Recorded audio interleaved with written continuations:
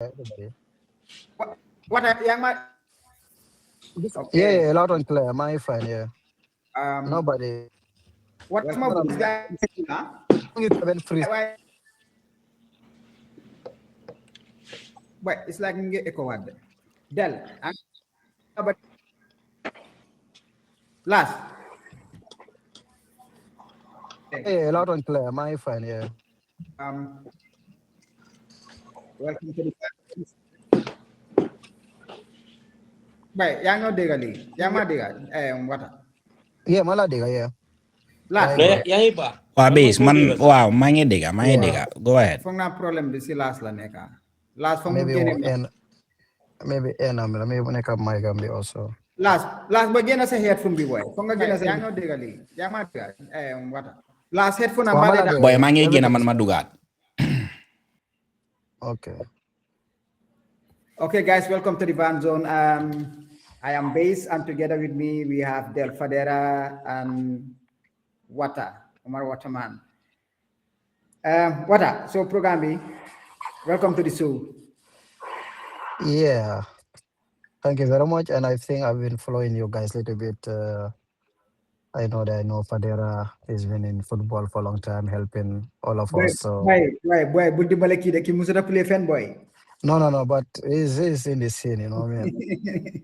Boy, He's in the scene. He's in the scene. what am I going boy? Del Musuda Mundara boy. Well, Gambia, ñëpp style lañ boy. Dafa fekk ne ku nekk ak sa time la rek, waaye ku nekk style in different ways, you know what I mean? Yeah, but Why? yeah, I'm happy to be here with you guys. Wow. So program bi dañ ko bëgg a dóore si wolof because last time Okay. dañ amoon feedback bi so gars yi ñu ne ñu concentré ko si local la so léegi nit yaa ngi ñoo seetaan waxal audience yi kan mooy Wata kañ nga start football basic balaa ñoo dugga si domodaa bi waaye li fi nal rek ñambaasal ñu rek Wow, as far as football is concerned, for now, nit ñi moom dañ ma xam through football, most of the people, comme nu ma ko waxee, man nekkuma already other person than football guy, man football moma def who I am and start to play football bu ma nekkee very early age in school team in Latrikunda Primary, and then that's how I graduated to Nevetan, and then yàlla tamit mu wërsagal ma ñu select ma ci national team bi in early age in the under 17 2005, and then 2006 madam England for trials, then back and forth for 3 years. But yeah, that's how its journey started, as a footballer. ok balaa ñoo àgga si under 17 bi because ñëpp ñi ngi wax wata makasam Alasan nuyu naa la. Yeah, bro. Nagam, yeah, fine. Nice to see you, bro. Yeah. Same to you, man. Boy, Yeah. take me through some Makasa journey, from Makasa journey to Sanga. Bala ñoo dugga si under 17. Wow, Makasa is like foofu la grow up mooy Latrikunda suma site papa yi, because man Talinding la judo mooy Juventus foofu la suma uncle yi nekk and stuff, and I tur wi Waterman sa foofu la ko amee force those Juventus team, ñu amee Tan United noonu la ko amee Waterman, because time boo nekkee ndo koto yi suma buggee toppa ga yaa ngi am 10 years 9 years te time boobu from Talinding ñu ngi dem training ba Latrikunda primary, so duñ dee nangu ma toppa gaay. So di fam dama teel a awee ma ne ok léegi nu ma mën a toppee koto yi mooy rotal leen bidon nga ne suñ soonee rek ma tegal leen ndox bi xam nga, so boobu moom duñ ma daaxaat xam nga noonu. So noonu laa nekkee di def na su ma isee léegi half time jotee rek wala gars yi rek ma dem uti ndox yi si këri jàmm laa ku naa foofu noonu area ma dugal rotal leen ndox, so koto yi rek gars ñu ne ma loolu la wata ba affaire si nag mu féem fu nekk but dama dee dégg people sax they am different thing, no daf dee def lii ñu ne lii moo tax ñu tuddee ko, but that's Gambia, people can say their opinion, seen xalaat bu nekk, which is okay. But noonu laa amee tour, then I started love the game because through suma uncle yi Juventus, then maa ngi go on a guy, then from there then ma move suma site papa yi Latrikunda, fekk maa ngi demaale tamit Serekunda school laa nekkoon, then ma have to move to Latrikunda primary, then ma start to play school team tamit fekk maa ngi nekk so ndaw sa maa ngi oban ndaw time boobu maa ngi remember sa time boobu school team amutoon height, so ku nekk ni ñu play, so man maa ngi nekkoon ndo sa coach yi dañ ma dee ragal a play, waaye maa ngi remember benn coach, he was the coach of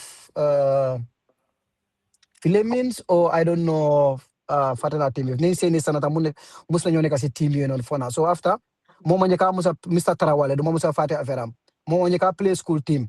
Must go games, so must start everybody start to know me in the school teams and must study them no. Then after never time it mu jot mané kam makasa di trainer suma koto yi way tambo ma ngi daane ka xalé gaay duñ ma dee nango register ñu ne no ki dañ ko gaañ ci foot but man dama nekk ko am ne man mom dam dee nekk seen biir dañ ma dee place warga yeneen say ma dugal fu gaay di ma gaañ so da lo mo ma gëna ñemeñ lo after then ma ngi remember never time bi bu mu jotee so extra registration gaay ñu ne dañ ko register lo dañ ko register ki ndola ci foot ni ak ni so ma ngi remember suma benn koto bu deka Germany fekk xaw ma woon because man ma kooku bu ma tukkee ma ñëw ma la Gambia mu ngi tudd Franca so moo ne ok hey man dinaa fay li yambi extra registration pour mu play nawetaan so noonu lañ ma fayee extra registration bi ma nekk foofu noonu si koto yi ma remember suma first game against Kantes la woon so suma first game guy isi ma second half rek ma score goal ma score gal nawetaan was big but time boo noonu you have big name players nañ Ala Ñaasi yëpp ñu doon play that time Ala Ñaasi booy gis noonu maa ngi nekk xale ma ñëw rek ma score Makasa and everything started change hey ndobi noonu la started bile guys and confidence and still nekk di wo ba pare man time boo tax dama ko loo foon tam ma gëm ko dama nekk di train dama demal suma booba bet yaa ngi remember Fajara ñuy dañoo daw yooni gannaaw ba Fajara dem train yi ñib si waat so nekkoon ne ñun dañ ko munoon rek MCD waaye tam dañ ko bëggoon we did lot of sacrifice on it then noonu laa nekkee Makasa ñun ñoo koy fekk koto yi tamit qualified leen team bi Makasa ñu ñëw Makasa ak lu mu yàggee ñu winal guys suñ first trophy maa ngi woon captain bi koto yi tamit yaakaaroon ma maa ngi nekk xale gars teel a maa jox captain gars jël ma captain noonu laa winalee Makasa so many trophies ma ñëw si zonal si Serekunda East then Cherno Samba Academy noonu la ñëwee ñu select ma from foofu noonu ba ñoo nekk Samga everything start to go bigger and yeah.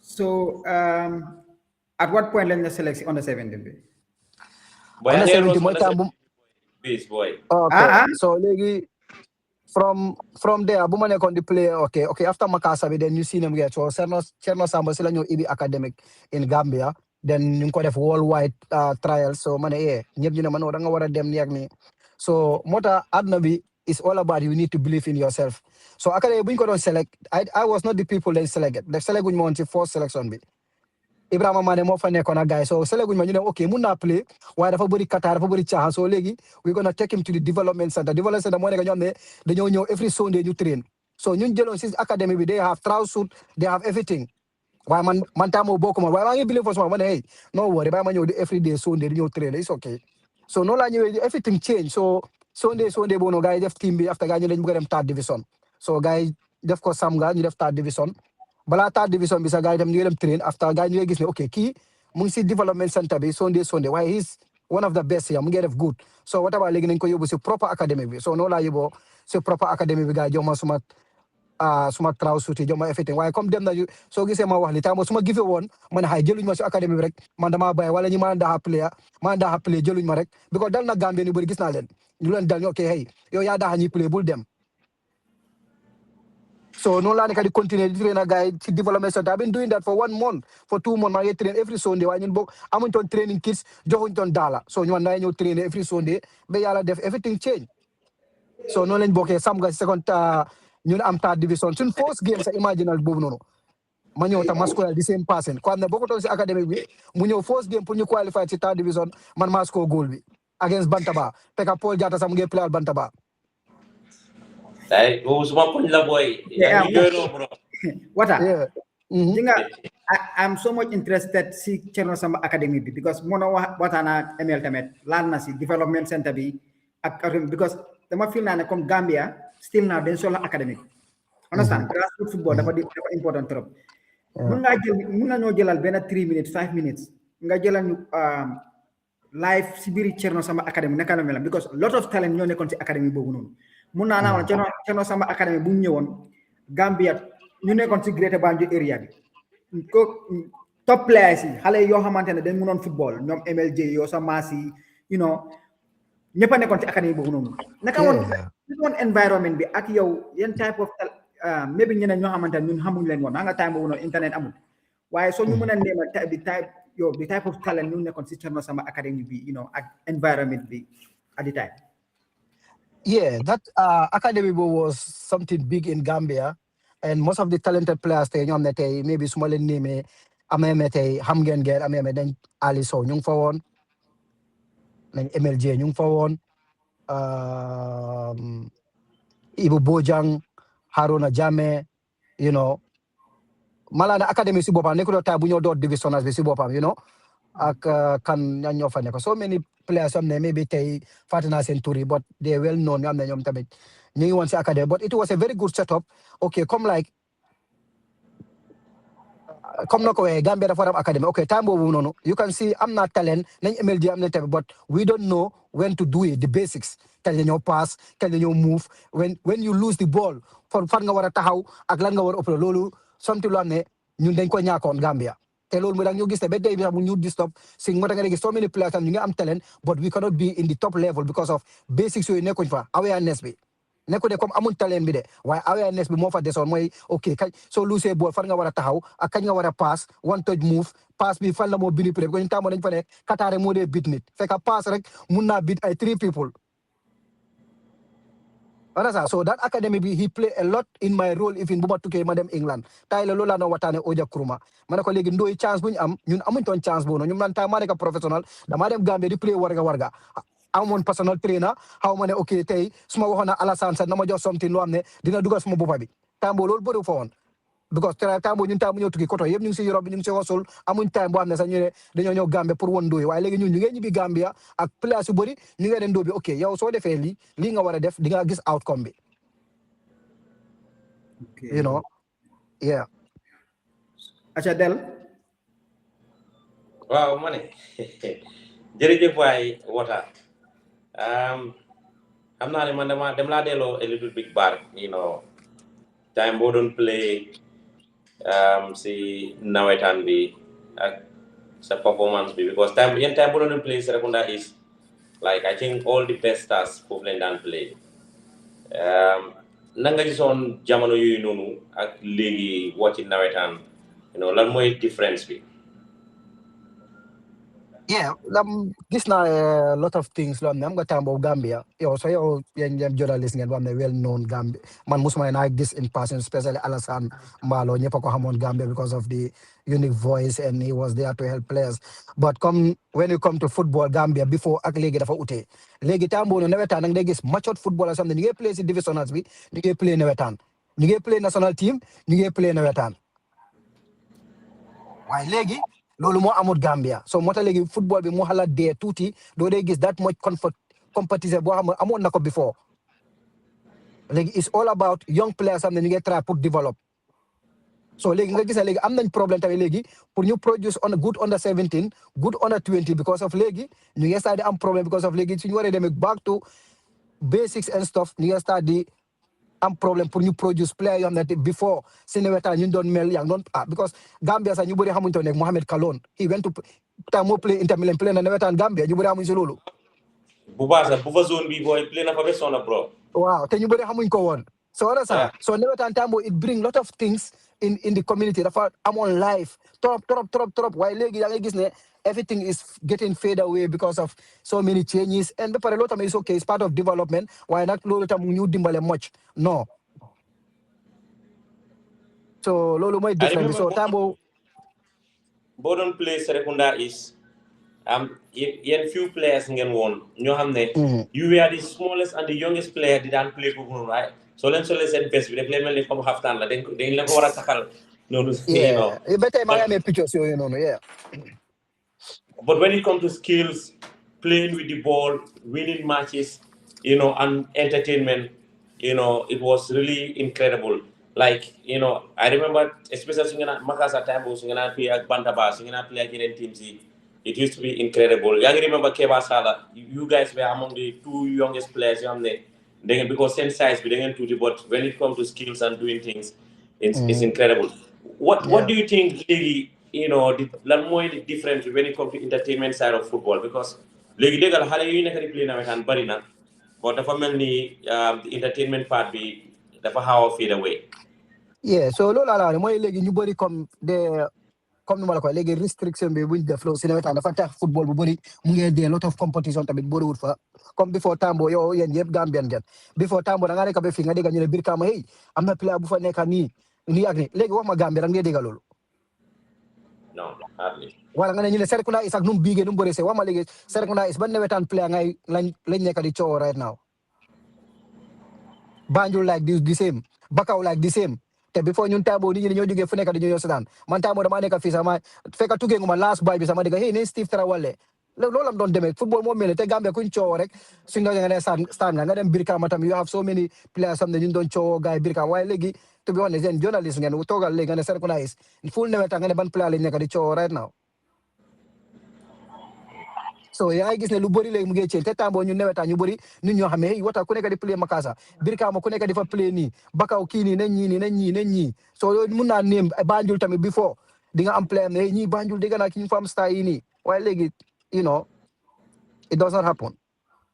So da nga gis ne lu bëri mu ngi laag mais bi tamit war nañoo toogaa ñu seet ok lan mooy lii lan lañ ko war a defee nii ak nii so registration ba nga fa bëri moo tax léegi nga gis xale yu bëri ñu ngi play nawetaan ñoom ne ñun sax they are not matured yoo xam ne tey ñun bu ñoo play Makasa gisoon nu ma la koy se bari ñu di gis tama sax ñu ngi wax ne hey kii xale la mun naa gaañu fekk tam koto yaa ngi doon play top so ñu ngi woon seen biir so dama fi ne tey xale yu bëri tey léegi dañu war a ñëw through seen koto yi ba Europe loolu la am da ngaa ñëw through ñu la isi second half ñu la isi nanka ba nga matured ba nga bokk si game bi waaye nga gis from doo boo xam ne from mu ngi dem school sax mu ngi war a am game su bëri di ko play nawetaan ñu la siy dóor ñu la siy gaañ so after yow da ngaa soona after doo mun a continuer noo war a continuer they are not recruiting like luñ la wala recruiter so loolu mooy problème bi li tubi su lu ma gis.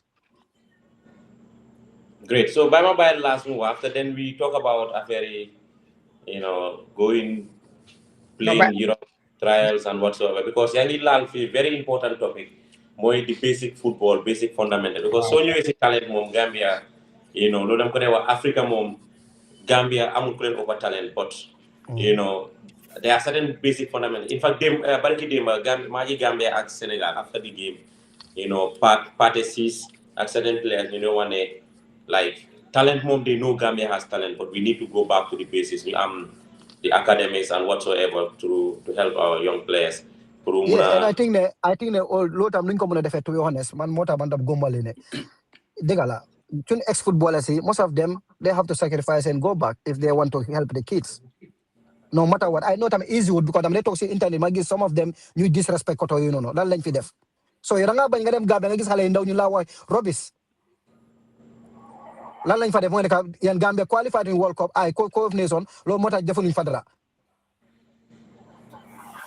so te koto yoo xam ne tey soo gisee Sénégal ak tricota ñoo yëpp tricota seen koto yu bëri dañ ñibbi Sénégal ibi fa seen académie bu ndaw di nekk di kenn ñu la jox respect as far as professionnel lañ woon player nañ dëkk bi waaye Gambie ngay jow ñu dañ laa bilitul waaye from manam def fi ne is from the head koto yi nekk GFA suñ joxoon koto yooyu cër ñu ne yéen tey bar ngeen a solve si Gambie ñii ñoo tax ngeen sol ko this is the most important people around here so you guys have ñii ngeen war a diglu ñu leen respect bi waaye tamit Gambia mooy loolu de comme nu ma ko waxee rek Gambia sometimes dam dee fi ne they respect you what you have more what you achieve so loolu suñ problème la because da ngaa ñëw nga wax ni daga sa luñ la wax dafa iñaan bi moo nekk because yow amuloo man lu ma am so moo tax ñu bëri de scared to speak am na yame ligue bi daf dem Gambia ba doo gis Ous Diallo dem saan football yi ligue Gambia waaye doo gis nañ tubaabu ñu ngi Gambia ak ñoom te ñooñu luñ def Gambia kenn defu ko because of la ñu ngi fii la ñu ngi isolate gars yi joxuñ gars yi cër buñ soxla some of them ñu ngi try nañ ziko ñu ngi involve Fatune which is okay but we need so many people like that Oje Kurma mu ngi Gambia 2-3 months mu ngi dimbale so many teams so we need so many players like that to help Gambian basic ñu jàngal leen play wala okay lii ngeen need I know it's not easy but Gambia ñun dañ dee xeeb nit loolu mooy problème because especially soo amutee dara su nekkee am nga xam-xam sax as far as amuloo looy joxe moom bro non duñ la faale sax last Yeah, absolutely amazing. Jerejef, Omar, man, I just want to ask you have been a professional football player, Teo Fojar, you came from the ranks, like from the beginning, Lord achieves his professional career in football. There was no shortcut. You really suffered for that. You're growing back in the Gambia, playing for Nawetan teams before you rose to stardom.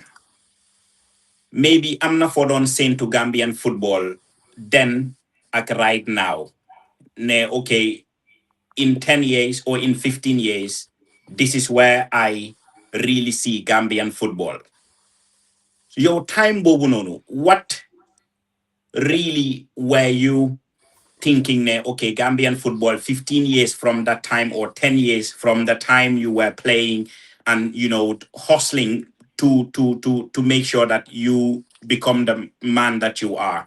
Ndax yow loo doon xalaat ci Gambian football back then, 10 years ago, 15 years ago, is that exactly what you really envisioned in your mind? Lu nekk di happen today in Gambian football, has it really moved forward, you think? Or do you really have disappointments looking back? Gambian football is so stagnant. But, at the end of the day, this was not really what I was thinking. Do you have any scenario or what you were thinking before, 10 years ago, that your expectations, are they really met? Yeah, to be honest, when I am a very positive guy, and when I want to speak to people to listen, I always want to be honest, whatever happen. You have the positive side, you have the negative side, in somehow. But the negative side mo gina body. Positive side mo neka lu yaga ut may qualified den co of nation bi. Why lan lañ ci achieve after. Qualified ne rek lañ ci am. Because soko say most of the players am na tay demon nañ co of nation, most of them tam ñoo tok amatu team. So lan moy njëriñ mi na players de nga am ka dafa la play fi ñu bari. So most of the players am na tay play nañ sen deka même ñu ngi tok after co of nation bi sax amuñ team ba legi. So it's not about players at deka, it's about the quality you have. And the consistency is very important. But man, must my expect ne didn't talk that time before how many days ñun tamit disappointment mo la woni duñ play ci ay stadium amuñ stadium ba légui. That's the negative fact luñ qualified yep Gambia. Yeah. Bepare, man, I just maybe the stadium thing, okay, probably I don't know, because base mom, do they like a very why stadium, or like negativity about Gambian, the Gambian, catastrophe lo hamne mo monyo nekadi dal, like everybody. Del witness, at least he was opportune to travel to Senegal. He saw, what playing a home game can do to a football team, even a footballing nation. Why, man, I just want to understand a little bit as a footballer, because we can only talk, and we will always talk. Why ñun duñ musa feel, duñ musa ham or get close to what the players are feeling at this moment, even though players are doing voice and concern because of one or two things. They would probably don't want to do it because you are not professional, you just need to keep quiet, you don't have to do that, let other people say that. Playing at Gambia, and you have played football at the highest level. I want you to go through Lee lala nekadi def in the minds and hearts of these footballers, knowing ne man maybe duma musa play a home game for my country after so many caps. Yeah, for me, I am very closest. I'm over close some of them. And then you don't play in national team. Most of them, like it's very sad. Come I don't know how I can say it. Like it's come no malako herek Gambia ñun mom lañ am comme nu ma la ko waxee man nekku ne comme daw comme nako waxee dama demee back door pour nekk footballer comme lu ma nekk di explain nga gis ne kii everything si boti ñëpp lam ko starté te lu ma fekkee lu ma gis ak lu ma dunda. So most of them tamit mentality loolu is something mu leen a disturb because tey ñun yëpp ñu ngi play outside.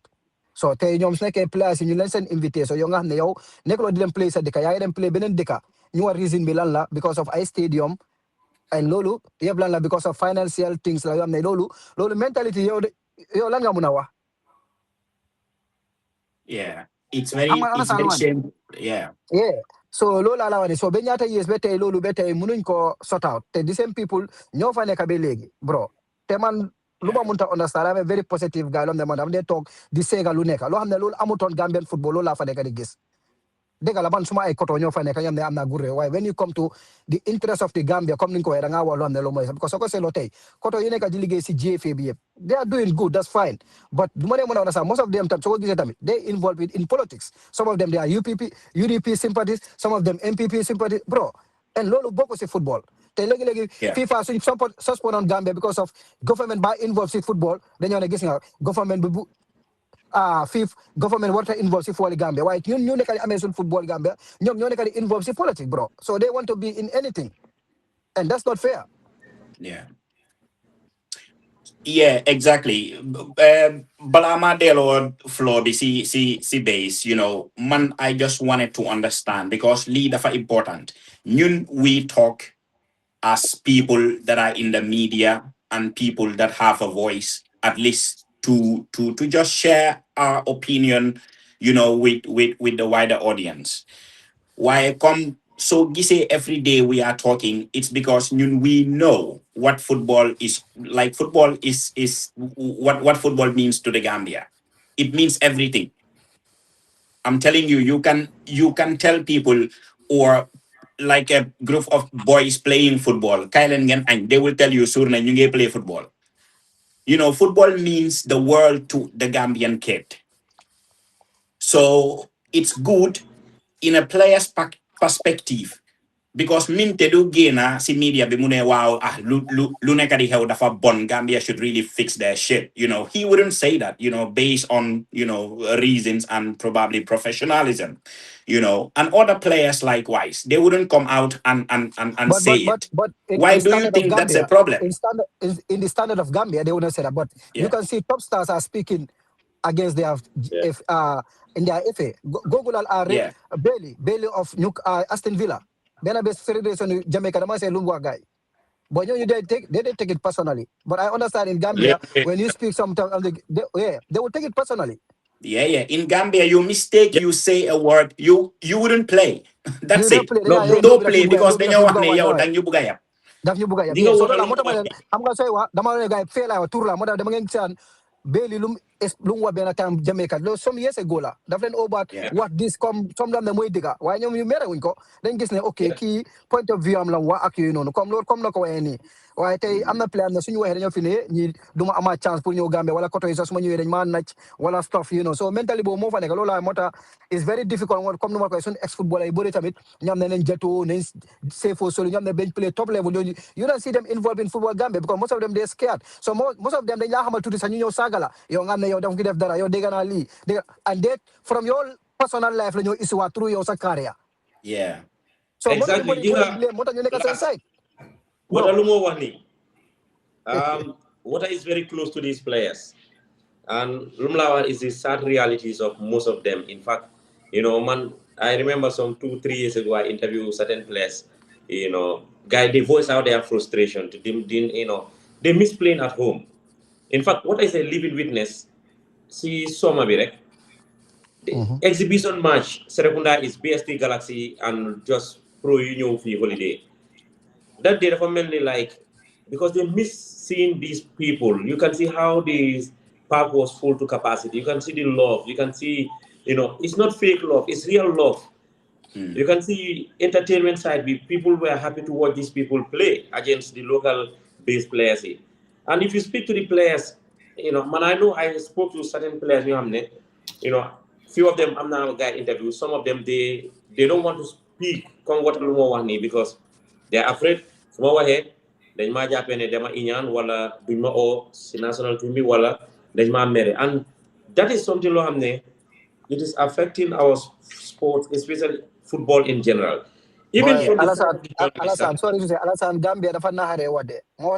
Even from the side of the journalists are scared to speak. Tom dafa ñëwoon sex ma Germany yaa ngi jël Tom ko ji Gambia bi last call of nation bi mu jógee Belgium mu seen ma message mu ne la bëgg a science ak yooyu noonu gisoon naa la before waaye dama doon bëgg a make sure nga nekk in a very proper good league in Germany because nañ gay foofu la ba por gay foofu la doon play for so many years buñ ko ogaay mu ñëw seetaan si ma ñu waxtaan mu ne ma dama la bëgg a invite si national team with your experience ak talent ma ne ko Tom, to be honest, man, I don't feel I'm 100% fit come no more because man, I'm not happy. So I play. I fought league in Germany. Man, you play at Gambia. Man, people were thinking I'm gonna play in Bundesliga, Barcelona. Then I will feel good. Yeah. Honest, but still I want you, Omar. Try to change your mind. As I know, so many things. Them Gambia, man, no, cool. Because before this, Gambia, you don't dimble players. You don't play non-league. You learn our national team. Dan you don't play Gambia, everything they know about town. We just need a time when you don't play lower league, but they didn't do that. They choose to call so many players you can hamul lewan, which is okay. Why man, I understand that day. Man, small bugan you are near man. I'm a daraloma one at Gambia, Tom. I know. Man, small you Gambia is good. Why fituma come numoko buge fit dega. Mohol ma musma gis ni wata munema honest bo am ni gidna ko gis player. Manako I wish madam play si top level. Yo domo osa man may ñëwal sama bopa te loolu after loolu ma def benn interview axuma ñan may leen man suma amutee team man duma ñëw play Gambia bro I'll be honest with you am na ñam ñu woon si national team amutoon team am na kamera ma mera ñëw génne ma Instagram delete ma te wo ma turam sa de suma bopa la posé te suma koto wala sa si bopam ma koto wala si bopam ma ne waa te ma seen commissaire ma ne ko bro ma comment nii da nga gis sa bopa yow suma koto nga si loolu sax mun nga ma la te wo ma tur dama ne man after Modu Garaga, Modu that journal, Monta Fadi post loan Siliambe. Because my man Swamute team for so long for one Rusna your players Modeka. That's the right thing to do. That's the right thing to do. But some of them, I'm not gonna forget Bopa move delete my after. Te amusma my problem. Yeah. So young is con mind city Gambia. Yeah, it's very sad. Why yo Omar? Just finally from man before my job base. See topic Bini. Yo imagine I don't play Gambia, and you have done it, in your prime, of course. How would you have felt? Let's say you play your whole career and then, okay, you have amassed 35 caps, 30 caps, 40 caps for your country, but never played at home. Yo, Lulu, how will you take it? Like, honestly, how would you take that? To be honest, I will not take it like I'm very proud of that. Because everybody want to play in their home soil, especially behind your fans, behind of the people who love you. But I'm 35 caps, I'm the play be Gambia. Yep, outside like a play. Lolo, I don't think nobody will so proud of that, to be honest. But to be honest, I mean, don't have players, most of them don't have credit with all those things, especially the first one, they qualified by not playing home. I think the first one being qualified home, my Steve the pass Musabaro. But the second one, look, they play outside, but still they qualified them. Yeah. Why? I'm not playing, I'm play on and see Nation Bono. People even forget about them. So come no see better video, young said, football is time. So you need to take your chances. I'm not playing the Gambia and you Ganyu. They are not talking about them. I mean, don't force man Steve Natarawale. When I speak to them, they want to man Steve. Because Sol Madak Maderus, Manako they call Sol Mat go Ruskat Lang call them train. Because nobody talk about those people. You need Lau, can I guy Dora. Mental the train a guy because bro, man Funeka to I play with different kind of the money gives me psychology. Why they gives me soul? Munge train why his mind is not here. He's not happy. Yeah. So much when you what madema mo so hotel what man boy na mange train lo amne after smart tanka bisu meti so mange train za how malan mo next. So those people you need people around him you am then ko motivate. You need good people. So mota made call Steve man ko boy yo ya sol ya gena close man ko tar made rus why they ko call diko force. So after you ko jël ci ñu dem birka ma dem train am personne ñoo alfu that guy ñu dem di train man ko lan ko force ko faale ju nga dem jëli because so dafa ne ko wone ana te those people they did lot for Gambia. Yeah. It's very sad. It's very, very, very sad. Because football emutsi pitch be rek. Football emutsi pitch be. There should be a program bohamne even after football you should be able to be looked after. How will Solmal feel or Steve Tarawale come game in Senegal ñu ne ko GFA ñu call ñu ne mané dañ bëgga té ngeen anda ñun ngeen dem ak ndoy. How will they feel, bro? Absolutely honored, Didn't feel at least we belong somewhere. Respect nañ ma. You know, okay, so mu leen la dem. Yeen am ngeen so much experience with ko dañ bëgg ngeen bokka ngeen ci this trip ngeen tuggé national team bi ngeen jox players of motivation ngeen watana gaay ngeen wax gaay lo leen mëna lan. How will they feel? Yeah. And you see that most of the African nations they did it, but why us? Senegal lo leen nekk di def de. So that's the problem, So then you ngi Gambia te ñu ngi try, So no, the thing is it's sad. Because so whole Senegal El Hadj Diouf loolu la nekk di play. Understand? ñoom ñu bari sax. I'm not El Hadj Diouf sax. El Hadj Diouf sax moom moo nekk somebody ko ne he's always in the spotlight. Why? But there are 100 of them are there. At the back, exactly. Behind the scenes. Are there. Don't think El Hadj Diouf moo nekk di come ne moom mooy the spotlight every time. 100 of them they ñu fa, to be honest. In fact, during the AFCON Bala final visa, you can see some of them motivation just team the way they were encouraging the players, going towards their training, being with them, trying to give them that mental fortitude to be ready to go So against a team. mota it's very sad ne ñun most of Yeah, the players comme numa ko Alassane duma dem be toglo Gambia mané man de kon légui ni la comme numa la ko ni légui ma ngi dem be gis lolu most of the players am ñu dem be xamné is okay, it's all about money now.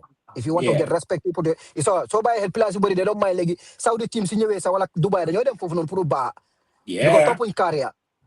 Because of society, when they respect you of what you have. You have to drive nice Exactly. car. You have to have so put you dollar cherry.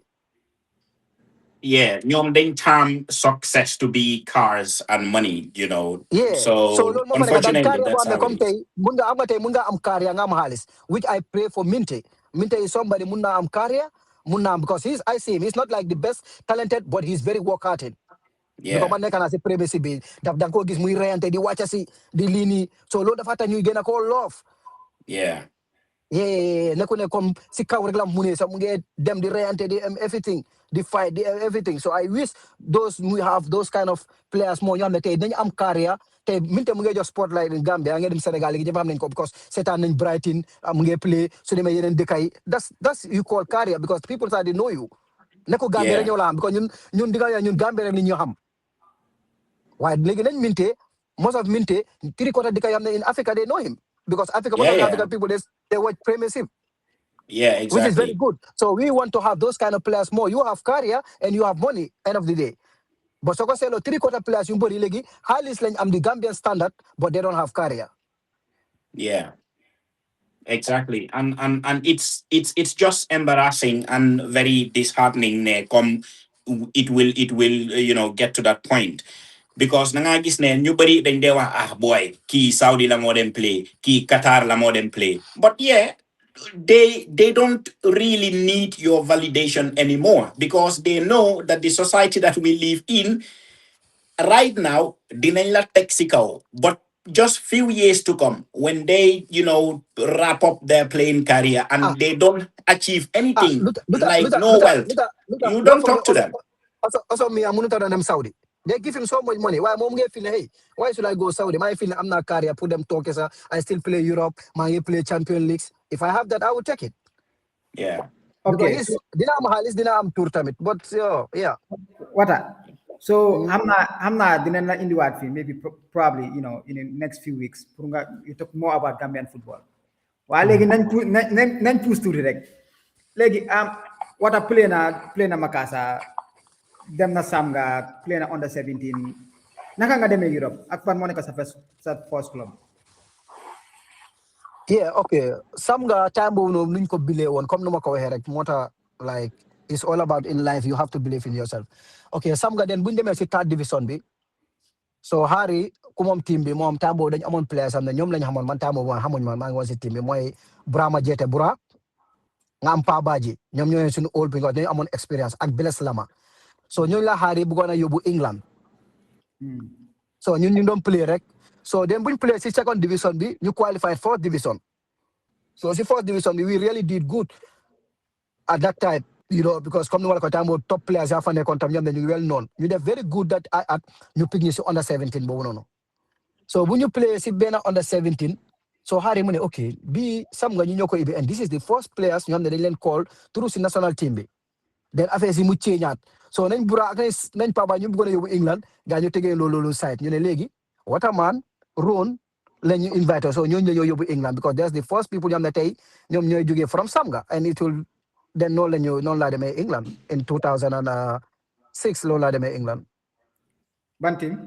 From nowhere. I first went to Leeds United. Trials. Amazing, bro. Trials.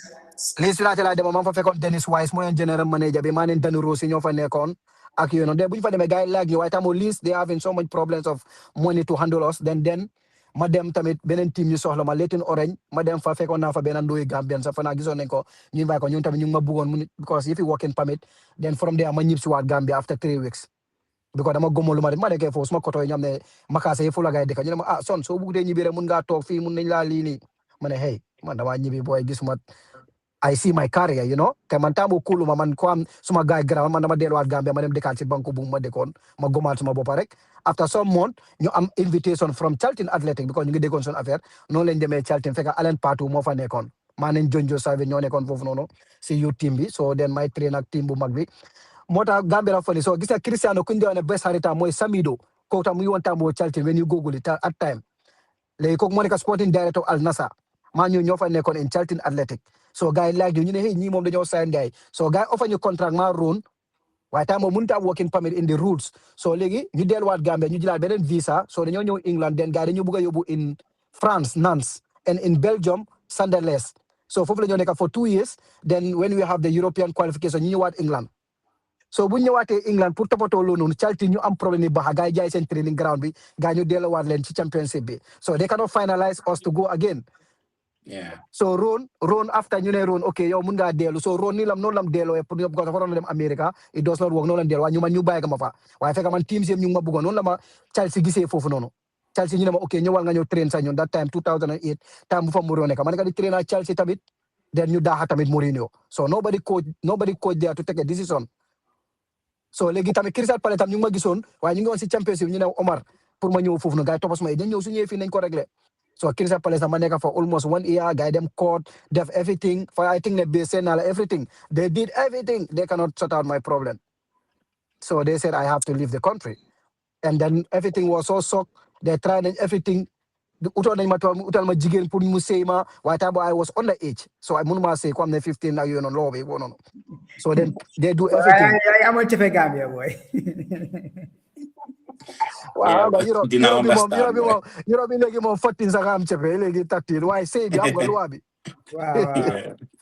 Wow, so loolu laa liyee so then ñu try ba so things work so daa ñëw ñu toog fekk benn coach Toronto fekk Gambian ñu ngi sign on Baresi ak kii ba pare dum tura Emmanuel Gomez in Toronto that time 2009 waaye gaa ñu ngi xamoon coach boobu noonu something like coach Newcastle la woon so moo nekk coach ñu ne after so Crystal Palace ñu ne Omar we did everything for you waaye chance baa ngi nii mun nañ la fii bàyyi it's gonna be a risk di nga fi mun a nekk duñ la mun a deport because of visa bi jeex na immigration ba amee sa case bi they cannot deport you but secondly tam mun nañoo nangu jël sa paper bi sa passport bi from the immigration then you apply la visa pour nga dem Canada what is that c'est that lan nga decide tamit it's okay for so noonu la ngay ma ne la yéem I rather go to Canada you know bëgguma toog fii mënuma play ak yooyu noonu because time man Crystal Palace maa ne Wilfred Zaha ñoo fa nekkoon nañ kalaay ni Wilfred Zaha moo doon jël suma place te anamu tey is one of the best players in the Premiership. Wata dama bëgg a foofu noonu ñu spend for some time because gis naa conversation boo xamante ne gars di la wax ne tànk gars di la jéem a tànk di la wax ne ok Wilfred Zaha make na début am ni at some point Wilfred Zaha wax na ne yow yaa nekk idolam understand at the age of 17 or at the age of 16 Wilfred Zaha ñëw mu ne man Waterman laa bëgg a mel si football understand That's amazing Lolo it's extraordinary man nga gis Wilfred Zaha mu ngi play Premier League Wilfred Zaha mu ngi play Champions League waaye Wata still now nga try to find out moom fan la war a léegi si football yow lan nga foog loolu moo laakoon si sa football ba yow ñoom Wilfred Zaha dem bi nekk koo xamante ne si yow la doon seetu because comme maa ngi gis naa ay conversation koo xamante ne su ñëwee training ground yow still si yoo def loolu la de bëgg a def understand so basically si yow la doon lan moo happen sa carrière ba yow mun loo waaw different bi moo nekk ñoom Wilfred Zaha was adopted by his mom yu dafa am kayit man Gambian passport am visa boo am ne ñu laa fa ñëw ñu seen ne naa mun a working permit and apply nañ ma working permit bi mënuma ko am so that's the difference Victor Moses was brought up by adopted by England moom tamit soo ko google ñoom yëpp seen story dafa utee man I was not that so we have a different path so yeneen doo yëpp foofu leen juddoo ñi foofu leen yaroo so loolu mooy yoon that's the different path yeah so yow loolu musu dañoo sa xel ne yow ok because yow da nga bëggoon football musuloo consider ne yow ok bàyyi man tamit ma xool naka lañ ma adopté just ma am kayit bi pour play si Premier League ndax loolu musu dañoo sa xel well su ma amutee ku ko def naka laa ko defee because comme tey am na ñoom seen famille ñoo leen adopt man am na suma famille am na ñu ngi dëkkoon England sax dem naa seeti guys so mun maa wax yaay ñu adopt ma or stuff so But it's don't know. difficult putting that adoption at that age. You know, That it's you know, because easier, you know, when yang you send go very early. man la send ben email base kooku mu ngi laa ne oncle Ismaila ñu Ismaila sama oncle ñu war ga ban wé lañ mëna def tamit ak kii na ni nañ ko mëna def so léegi ñoom dañoo ut Africa dafa demoon ba am ne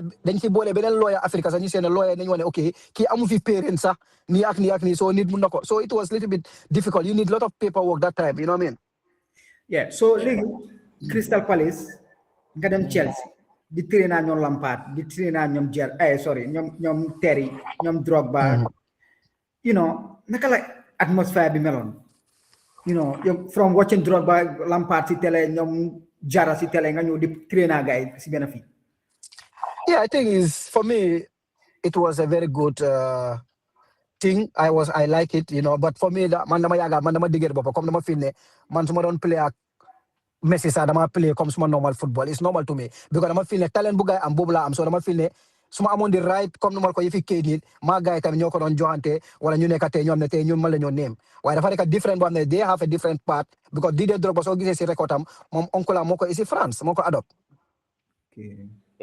understand lu ma ni Exactly. yeah so Barcelona ñoom ñoo isi Messi ñu make sure ne nañ take care family everything ñu jox ko kayit so ñun nañ dafa different part ñun Gambia time boobu FIFA ranking bi was not there we are not European citizenship so it's a little bit difficult but for me man suma talent bi moom dama feel ne ok ñii man maa gaay yëpp de suma tanutee gaay sa si talent because tey yaa ngi ko gis am na ñame tey who was looking up to me ñoom tey ñoom ñoo nekk di big start Manchester United sign leen nañ Wilfred Zaha nañ Victor Moses man maa gaay nañ Kalaay ni ñu fa nekk ba tey Crystal Palace nekkoon Liverpool maa ñooñu la woon te ñooñu after suma ñëwee tiine ñooñu ngi xam nga tey soo nekkee star ñoom ñu ngi am yaakaar ñoo ñëw sa boor toog sa boor xam nga ñu ngi bëgg nekk yow xarit ak yooyu noonu so it's like that so wala ji nga jamono boo nekkan di wax ni those years dafa fekkoon ne Gambia sun ranking bi wasn't good working permits is not only African players but even so jógee ay Brazil and South America it's always very very to have working permit to play Premier League diggante boobu noonu I think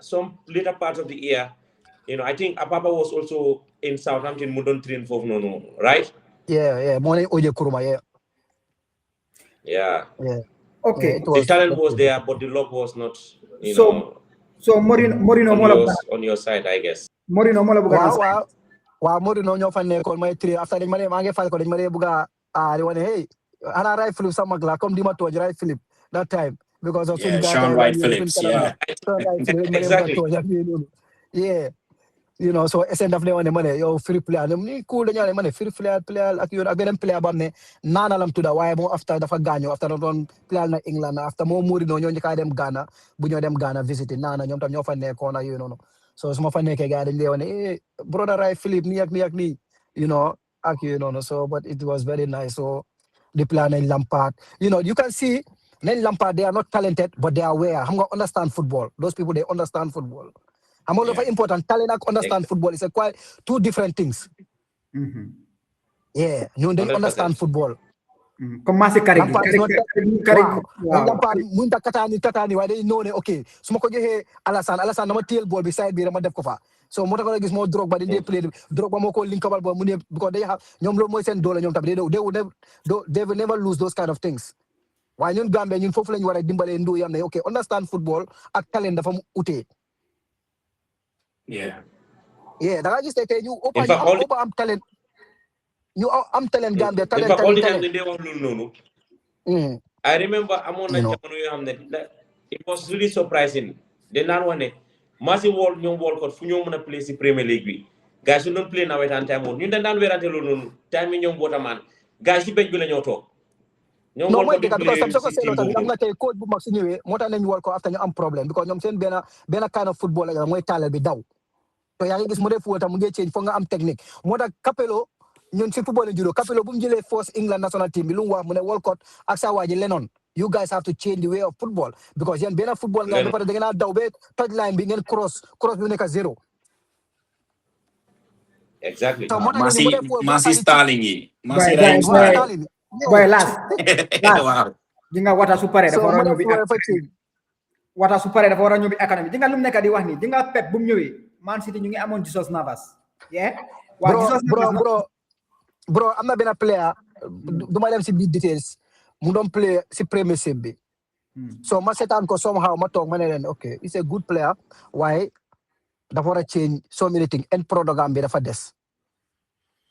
You know sa buguma wa turam yeb li len ko la sa buma explain lool man ko wa gay long time te ben coach dafa ñëw rek bu mu jëlé team bi rek loolu lam jëkaaw mu ne say player and programme dafa des dañ ko joxe. So nekkatu fofu no si team bi after mu nekk di dem loon bañ ko joxe.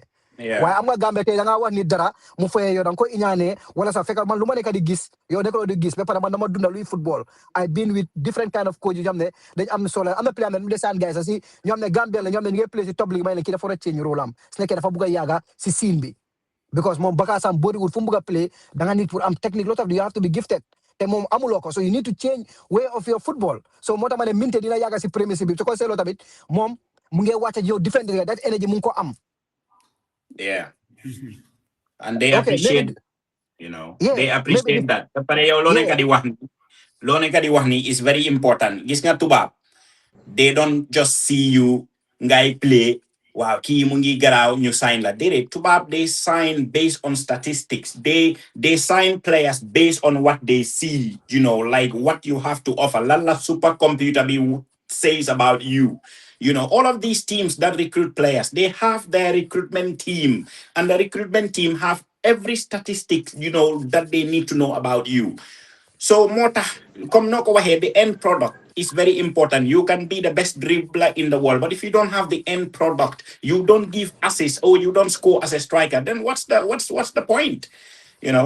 That's it will be very, very difficult. Mota Gambian, they have to improve on a lot of things. Wow, so mota sun mindset yu bari lañ wara change because mota ñu bari day ragal wa day wa because so hey dafa ñaan yow agolo fi ñu aga yow nga ne yow li nga nono te ka ma luma ne ka di gis yow gisuloo lool nono ona sa luma ni wa ak yoy nono so yoy dafa difficult tamit ñu bari tay so na waxal ne lan moy sen doole ak yoy nono ak lan moy sen strength ak lan nga need pour def But man, I believe, Omar, man, maybe nobody has told you before, but even though I know you're a very strong person, even though I know you can handle your own stuff yourself, why come buguma nga dwell on the on the idea and I come okay because of Kayit Lawon and all that. Degala Lulu has contributed, to the reason why you haven't really made it like the way you would have loved, in your career, because you've played with,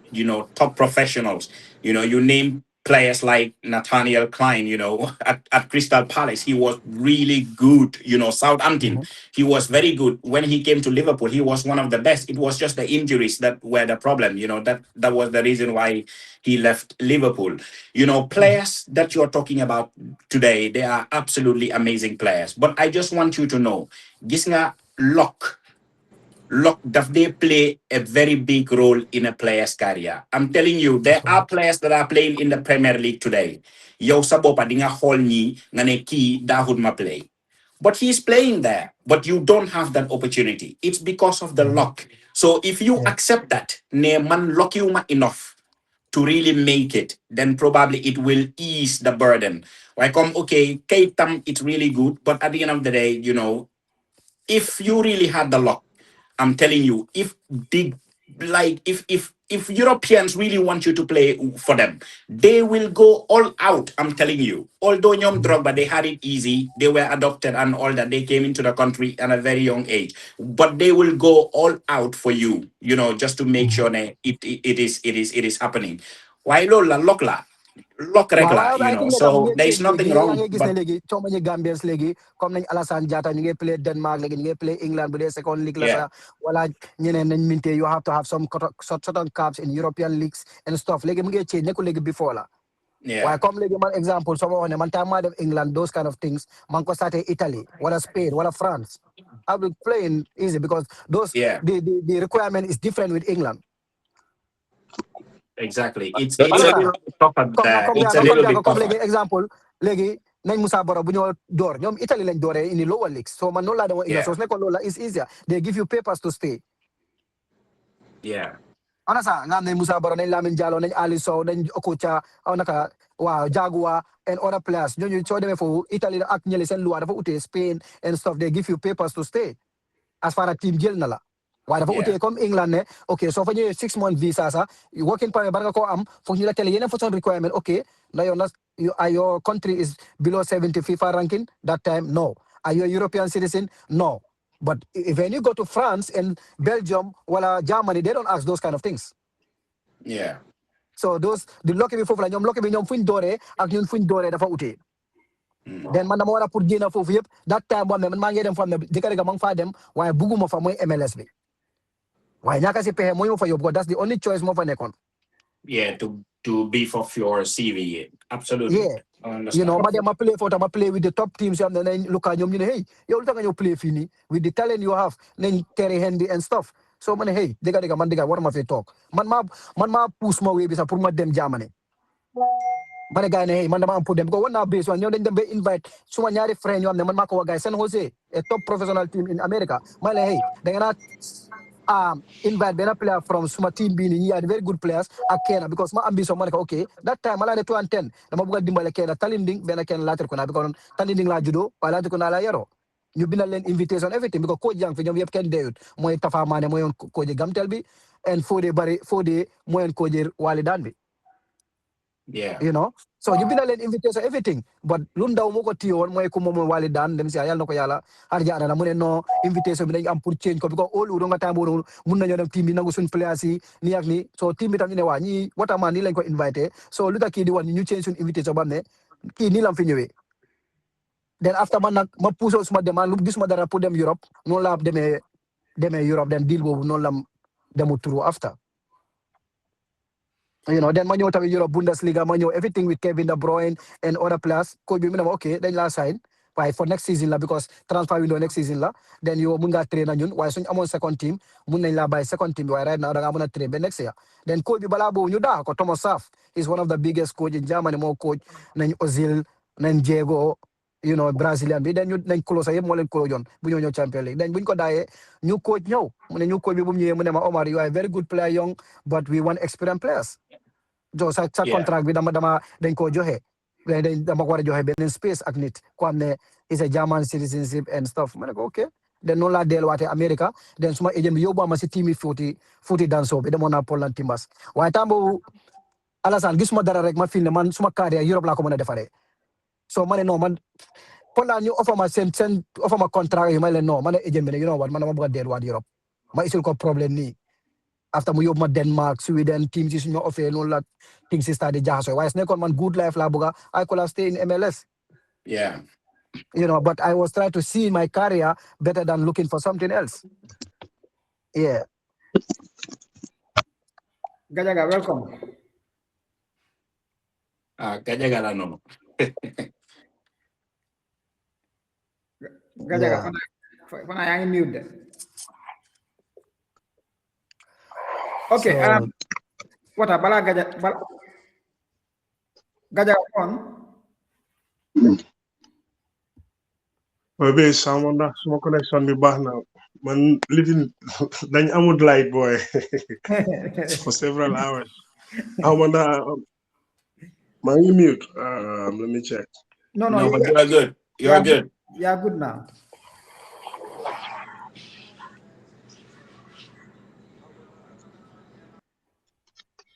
Am I there? Hello. Yes, you are on. Yeah, okay, bro. Hello. Say connection ang bida kasi kasi like the bawat slow.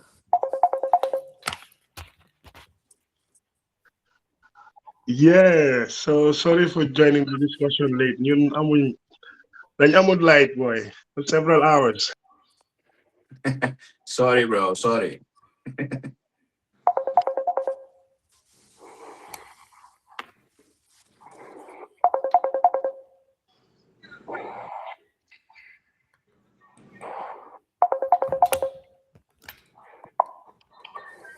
But what? Go on. yeah. So lolo mo fa nekk na so comme nu ma koy Alassane sometimes ñun fuñ doore la man I wish tey ñu amoon man ñu ma doon yóbbu England ñu amoon connection like other countries like France that doore bi ma dem either Germany or Spain or Italy so it could have maybe different more longer than better career than Dore England one. We can go in back and forth. Okay, what fee them feel, So sometimes I mean locked up for the neck, with the right prime. But I mean, come no more. I'm there. I'm still happy. I'm still thank God. I'm still alive, and I achieve some of the things that I'm sharing with you, my experience, and which is I'm always happy to talk about it, and I hope that a lot of people dinañ si jànga, which is normal. Gambia nag people ku nekk mun naa amee on point of view saa yi dafa bàyyi loxoom saa yi nii fekk yoo xamuloo sax kooku lu mu nekk di go through wala, which is normal because tamit dama dee ree sax ma ne yeah they have right because they were thinking me I'm gonna play in Barcelona in Premiership, so suñu ma gisutee si loolu is their right to say their opinion, which is okay, what I mean, but that's part of life, what I mean, especially so amee tour moom you cannot stop people to say their opinion, which is okay, what I mean, but when whoever watch me, they think, okay, he could have been a top player. But why? That like I said, Lola don't explain for some of it. Sometimes come Alasanung come in where I need luck. Yeah. But luck betamit, in a different part la tamit, come te ñun tamit. So ko say lot of ñun Africans yi sun restoration bi dafa bëri wutam ci Europe dang ko sété comme te Alassane yow so amé Gambian passport do jog rek nga dem Europe. No. Wow, so Absolutely need not. put them embassy, da nga wara out papers. Why tey so amé Swedish passport, need Then want to travel abroad. Just need you play abroad. You have to travel abroad to go and get an interview to yeah. come to Europe. So lola so log bi tamit da ngay gis ne tamit advantage la digala amuda ñu ko ñun sun judit leen tamit dañ gëm lolu way tay so amé Swedish passport so you don't need visa da nga ewu suba rek nga dem Gambia. Yeah, of course. Way tay Okay. yow Gambia tay suñ fa nekké tay nga amé Gambian pass yow tay so dem uti advance rek la de utal ñaan utal lele utal so Wata. da nga amé passport ba amu doole. yeah. Lolo, it's very sad anyway, but yeah, Lolo mom. While now it's easier, it's easier. Come knock away. Lady swing ranking, see they are, up a notch. And Yeah, the no, now exposure it's not it's about only there. national team nga wanna play. Like so play some European Yeah. countries, see some certain games, right? Because they've been so it's easier to come and play some other countries. Yeah. Mata gis like Alassane Jata or so many like you play England and stuff. And ko Denmark lam nekon play Yeah. Denmark, you get Estonia, Denmark. They play with caps with Gambia. So then it does not matter your nyata caps nga play. So it's like yang play sa dike Europe for certain years, right? Yang okay now. So everything is getting changed now, Yeah. Yeah, which is very good for people who are having that kind of chance, Wata. So fogulen ne yen sen time. Dengan lutar I'm not a lock mumfa. Why maybe perhaps one of the reasons lutar most of you were unlucky is that same agent Yolen Amen. You understand? Because with the talent that you have, yes, England will have been difficult to play England, but you could have you could have played in the Syria, you could have played in the Bundesliga, munga play Holland, munga play France. Luta yow sa agent bi up to options you know pour mu dem apart from England mu dem because England ba legi sax dafa difficult pour am work permit. Understand? Luta agent bi lugut ben option France, Germany, Holland nga dem play si league yooyu noonu ndax mu ngi focus woon si England rek. No, waaw because boo nga tamit daga ku nekk dafa am foo am contact moom contact yi England la woon. Am nga tey comme tey agent bu dee ñëw toon yóbbu nañ Moussa Baro kooku contact am yëpp Italie la mosoo dégg mu yóbbu keneen feneen léegi te maa ngi gis na sax gaa ñi nga yóbbu play ay Turkey ak because léegi modèle wall bi tamit léegi mu ngi change ñu amee léegi agent yi dañ dee mën a liggéeyante yow yaa ngi Germany maa ngi nekk fii léegi dañoo liggéeyante su ma amee player mun naa try ma jox la ko nga seene mun nga koo amal team in Germany bif léegi is everything is getting big waaye before léegi yow benn contact boo am boobu rek nga dee am most of the agent lu ma understand time boobu noonu understand so comme exemple moo tax ma jox la exemple lañ Moussa Baro seen agent bu noonu ñaata Gambien la yóbbu Italie because foofu mooy dooleem foofu la am contact foofu la am ñam ne nit ñi trust nañ ko because maybe xamul nit yeneen dëkk yoo xam ne dafa mën a yóbbu players. waaye loolu mu ngi ne loolu affect na yow sa carrière. Yeah, that's right. Musuloo consider pour nga change agent nga di agent boo xamante ne dafa am nekkut because yow ko amee moom benn pool rek la amee pool England rek la amee so ba pare team boo xamante ne Chelsea ñu ngi ko soxla Crystal Palace ñu ngi ko soxla te Chelsea time boobu noonu Mourinho moo fa nekka te time boobu noonu Mourinho ñëpp xam ne mu ngi demoon mu ngi winoon Premier League bu yàgguta so Mourinho comme soxla rek nga xam ne yow amoon na talent bu gis yow so player boo xamante ne Chelsea demoon nañ ko ba ko soxla su demoon France dafa am team su demoon Germany dafa am team su demoon Holland dafa am team su demoon Italy dafa am team ndax am naa time boobu yaa ngi you were young ndax amuloo option bi pour xalaat pour nga change agent dem si agent boo xamante ne is more versatile he has a variety of options yoo xamante ne mën na laa seen loolu ñun but you realize bu fekk late la xam nga time mu soo tukki Gambia you know lot of xamuloo lot of things and stuff but you xam nga ne man sax nu ma demee Toronto was not because of my agent it's about the team Crystal Palace ñoo tax man ma dem Toronto so ana agent bi time boobu noonu moom moo ma yóbbu England waaye Toronto nu ma fa indee ba MLS bi yëpp loolu keneen moo fa yóbbu tamit after because agent boobu ku ma yóbbu after MLS bi Toronto la ma gisee bu ma Toronto offert contract because moom moo fa isi nañ bari si because agent boobu tamit moom tam contact am Amérique moo yóbbu Sene Sana moo yóbbu Ket Mansali moo yóbbu ñeneen tri côté Gambie yëpp place MLS moo leen fa yóbbu moom tam contact am yëpp Amérique la woon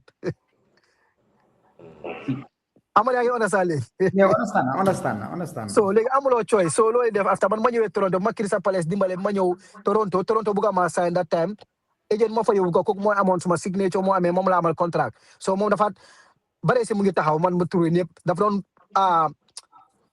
traité ñooñu hey soo leen bàyyitee Waterman nii dama leen naa yóbbu FIFA nii kooku du sign yéen na ñëw nii nele dama ko amal leneen biig ma ñëw Gambia tamit amaluma dara bu ko man dama ñib si after ma ñëwee 2009 boobu laa play suma last zonal si noonu against Bakau loolu noonu ma jël waaw so agent boobu noonu foofu la ma gisee agent boobu noonu gars yi Toronto yaa ko wax suma affaire mooy Patrick McCabe ñu ne ko ma ne benn ndooy Gambie ñu ngi ko bugg a dégga booy waaye agent naa bi nanguwut man dama toog rek maa ngi train sax biir Kamala doon train du ma ko mos a faate ma gis ma téléphone bi ring kiri ma ne hey kan la nii rek ma receive mu ne ma is mi Patrick bari si moom ma jox sa nomba bi mu ne ma na bugg nga dellu si waa Toronto ma ne ko man aw ma fi dara lu ma def Gambia gis ma fi benn opportunité ma mu ne ma ok maa ngi try maa ngi wax ak gars yi ñu seet kañ lañ laa indi mu ne ma sa contrat bi kañ la moo expire ak xaari sa gars yi sam nga yaa ma expliqué ko mu ne ma ok léegi su nekkee trust nga ma bul sign ngum contrat dina nga hold on ba si kanam so bu ñu demee ba Toronto tamit dem nañ ma ragal gars yi bu ñu te ñëwaat isiwaat ma foofu isi waa Toronto after gars yi ñëwaat ne ok moom ñëwaat mu ne ma léegi naa la isi San Jose Earthquakes ma ne ko ok mu ne ma I will take care of you that time mu ne ma naa la yónnee loo bugg a xaalis ma look after la sa boppa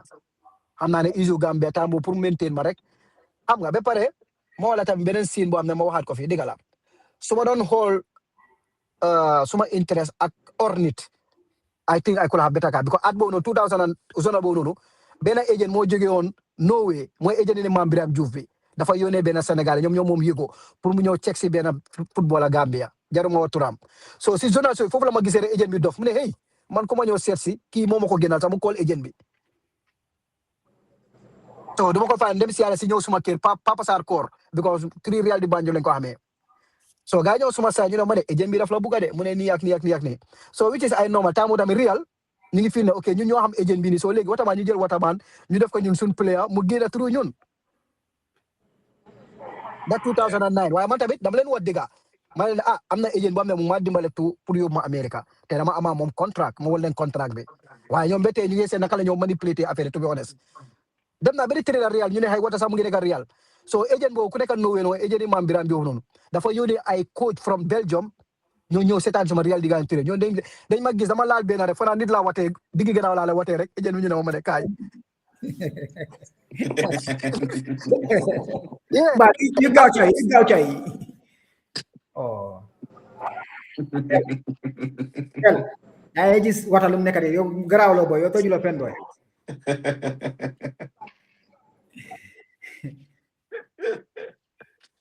Oh my God. so del loo jàngat si saa lu mu nekk de ma enjoy suma waaji boy ba Boy, this is tea for now music now. oh music man last yow because man kii lu mu nekk di wax da man maa ngi bëgg am ñaari xel si Gambia si lifin because it's more or less ne people are a bit selfish pour jaay some of these players understand nga everybody dafa bëgg am dara foofu understand you nga bes jamono bu mu laa wax dëgg di nga boy bro talent Gambia was full of talent man bro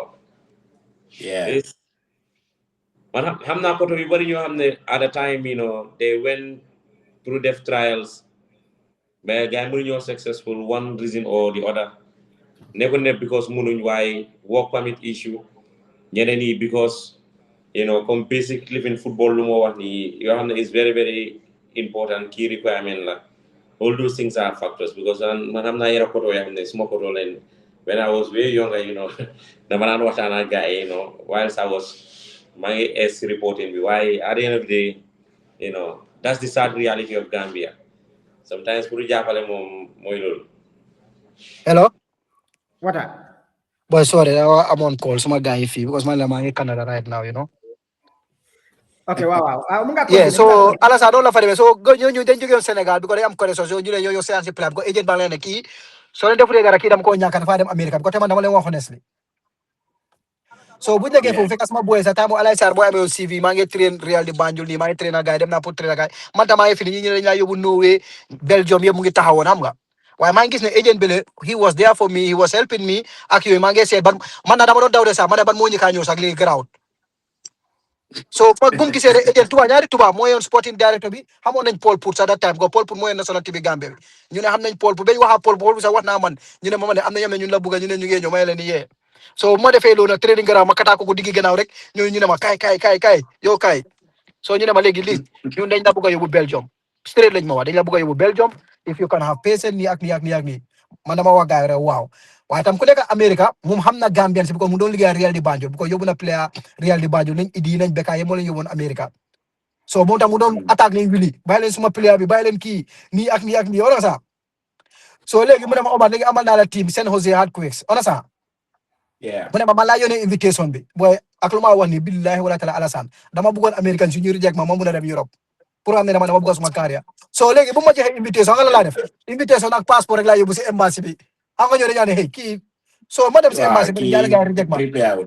waaw pour gars yi xam ne kii moo xam ne gisa ut naa visa ma amaat beneen wéy comme agent bi so ma demee si embassy bi xam nga dafa déggoo embassy bi waa ji kooku mu ne ma hey xanaa yow you need letters because your time yaa ngi nekk under age you need a parents consent letter wane ne allow ngeen nga pour nga tukki ba pare nga dem GFA nga ne leen ne ñu bindal la paper boo xam ne yow football ak Gambia nga ak yooyu wane ne fi nga doon play letter boo xam ne yaa ngi play Yeah.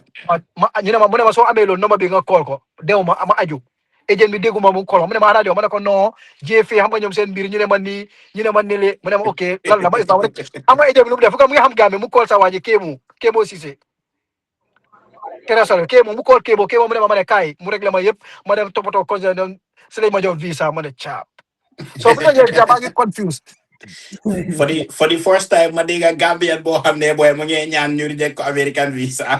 yeah because maa ngi bëgg a demee si Europe bi xam nga Norway bi fële ñetta ñu ngi ma li xam nga because ñoom tam they were into me they went to Gambia to dañ dem suma kër yaay ñu jox fa baax ba Sénégal ko suma yaay Sénégal am di ka ñu dem Afrique ñu jox fa baax suma gars yi pour ñu make sure rek bu ma dem Yeah. so woo baa ngi bëri ma dem si Willy ma ne ko Willy ma ne man baa ma dem angum Sénégal gisee suma gars yi man fekk maa ngi continuer dem noonu Amérique noonu laa continuer dem Amérique nag dama dem rek trials ma dem fekk gars yi xam ne man 1 week laa train rek trials nii rek maa benn boy bu jógeen Afrique Coast rek gars ñene dañ maa sign so noonu lañ ma sign nii because soo demee si record bàyyi ba soo nekkutee European citizen wala nekkuloo waa dika boo noonu you cannot play age of 17 waaye man loolu dama ko achieve fo naa man mooy first Gambian boo xam ne yaa ngi sign age of 7 après nga play si ligue bi because ñoom after age bi tam nu mu ko defee dafa am nu mu ko dugalantee tam wane ne man nii laa fi ñëwee so moo tax gars allow ma pour ma play si ligue bi age of 17 waaye normally in the FIFA rules da nga war a xaar bi nga toon 18 years nga play in the league waaye man dama ko jël foofu after nga jël ok gars yi rek toppatoo ba loolu ma play age of 17 in the MLS. Yeah. Amazing. Gajaga, waaye suma ambition moom suñu ma rigoon toon temps bu Amérique moom dama ne bii kay léegi bàyyi ma dugg concentré ci Europe bi waaye ma dem yóbbu leen invitation ak passeport xaw ma dafa déggoo embassy bi xaw ma kooku mu ne ma ok isil lili Yeah, but that's Gajaga, life, you know. Mr. Gajaga. bay naa maa dégg léegi. Waa ñu ngi laa dégg léegi. mooy baalal leen ma booy ñun dañ amut courant booy caa booy di suba. booy Jolof man sax su ma xamoon booy dama doon stay office foofu laa doon stay booy. foofu muy am standby generator. booy discussion bi neex na trop booy maa ngi ko doon follow booy. wata moom suma gaay la booy. moom dafa ñëwoon Brikama zonals booy mu tax suñ team bi booy. fiyee suñ benn halfback booy di ko kata yoo xam ne booy non. Yeah, I still recall that. But I'm very happy because of the man tamit dama ne ko ne man duma dee fàtte démb because you are the guys I know since I was starting football so moo tax ma gisee nañ Alassane I was so happy man musuma gis Alassane in person o ñoo xamante waaye am nga Gambie sax mu ne ñoo ne hey ñii waaye lañ moo tax gars yi ko interview man xawma Alassane xawma base Fadera laa mujjee gis sax fële laa ko gisee nu mu tudd si soma bi ni mooy lii bi so come down feeling ñi faté wuñ démba ñi xam ne players of the tey ñi they could have achieved a best, and those people we have to give you guys so much respect, because yéen seen energy yëpp tamit si football Gambia ngeen ko def. Yéen a doon binda hey Steve Tarawale star la, Waterman star la, kii boy you cannot pay those people because you guys put us in the spotlight. Yeah. And tey léegi dañ dem ba xam ne gis nga yéen doon def léegi dañ xam ne loolu léegi moo dee jaay players yi bàyyi ko xel da ngaa gis benn player boo xam ne 6 mois lam perform rek nga gis ni Exactly. sa affaire am di bind affaire am bañ ko beneen team bi Yeah. jënd ko. So di nga gis how powerful the media is and these papers, how they talk about the players, Yeah. which I give so much credit and di leen jaajëfal digga suñu loo xam ne tey yéen seen boppa nekku ñun rek ñoo ko def de ñun play leen sax waaye yéen tamit you guys play lot of so many roles in Gambian football, to be honest. Because ñun tey bu ñëw play sax ñun time boo noonu Instagram amut, Facebook amutoon, ay newspaper la ñu dem ci radio ñu ne xamane Saan Alassane Ballo wala nañ Sara Camara seen news yi te ku nekk Dega. suma benn boy Raoul moo doon coach Falcons xam nga nu mu amee accident mu ne siif lam doon déglu xaw ma yoo la woon xaw ma Sara Camara di ka na mu faam ceena ba moto tampon ko. Raoul mooy coach yi Falcons bi woon. Yeah. So kon yéen xam ne yéen play ngeen rôle lu bëri si football yi Gambia te kooku mu ngi coach léegi first division Raoul. mu ne ma boy daa doon déglu Steve mooy tam moo mu camee boy suma sta may déglu maa ngi nekk si bay bi téel yi ba moto tampon ma. Baraw la greater tomorrow. Wa non Raoul non léegi moo doon coach Falcons Raoul gata ni Raoul. Ok coach Falcons. oy xam naa ko Raoul. waaw mu ngi nekkoon seen area boobu tamit ñoo ne ko laal ko na primary, you know. Okay. Yeah, so di nga gis ne yéen tamit you guys play so many roles because time boobu léegi internet is easy to talk about. Da nga gis ne léegi ku nekkul journalist sax mooy dem si Facebook am Facebook hey you have to pick Waterman, you have to pick this. No. You just need a phone now to have a media Yeah, but platform.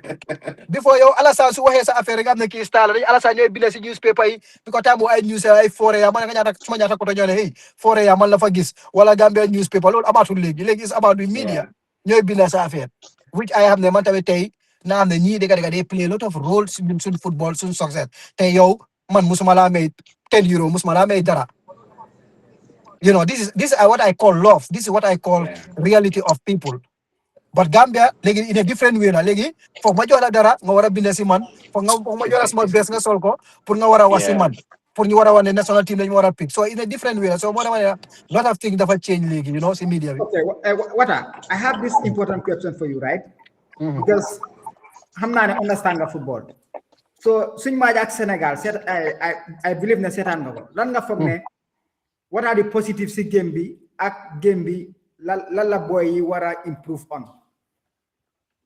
Yeah, I think come side ko Alassane Gambian mom we have so much talented players, but the most important luma for we have so many creative things, but we need little bit experienced players. You tamit den dal, they need a very good top striker boo xam ne tey nañ minte or so many players lu ñu xam ne they make good use of cross nañ ko ñu am si dara waaye loolu laa si la mooy lack of experience little bit ak mu dal bi comme di nga nañ passé 6 nañ rake nañ xam sabi nañ passé 6 daaw ñu football.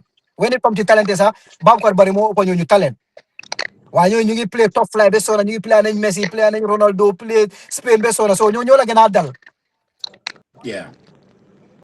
So dal bi la mooy dal bi la mooy expérience bi léegi ñun nii lay nit da nga gis sa daan naa suñu game sama si qualification bi da nga gis ñun dañoo win 1-0 ñu yàkkamti waat ñu pass minte di pass ba ñu uti goal déedéet am na si am ne sax ma ne oyal minte nga ko minte téyel boobu nga kata nga rey game bi su amee found ñu rek ko bu ko qualify we need a point and stuff waaye soo gis isola moo tax nga gis ñu play yeneen team sax ñu struggle ñu am ne sax ñoo leen mun sax ñu am goal si ñun because of amuñ play ne leen dal time boo xam ne nañ ko téye ñu daanu nañ ko téye ñu pass suñu àggee beneen step so ñun loolu la mooy understanding of the game loolu lañ need we need those kind of leaders si biir game bi moo tax ñu need people like Hamza Barry ba tey we need play yam ne ñu ngi play yam ne nañ Youssoufa Ndiaye ñu ngi play yam ne ñu ngi am ne play nañ ba léegi we need them because dañ dal ñoo dañoo dal after dañoo ok relax bi dañ gaana gee de ñaata years 38 years comme nu ma koy nañ indi indi njëkko ñu ngi ni 41 years they are talking boss na to World Cup xam nga kon bu nekkoon Gambia ñoo duñ leen mën a wax dañoo ne kii ñuy mag lañ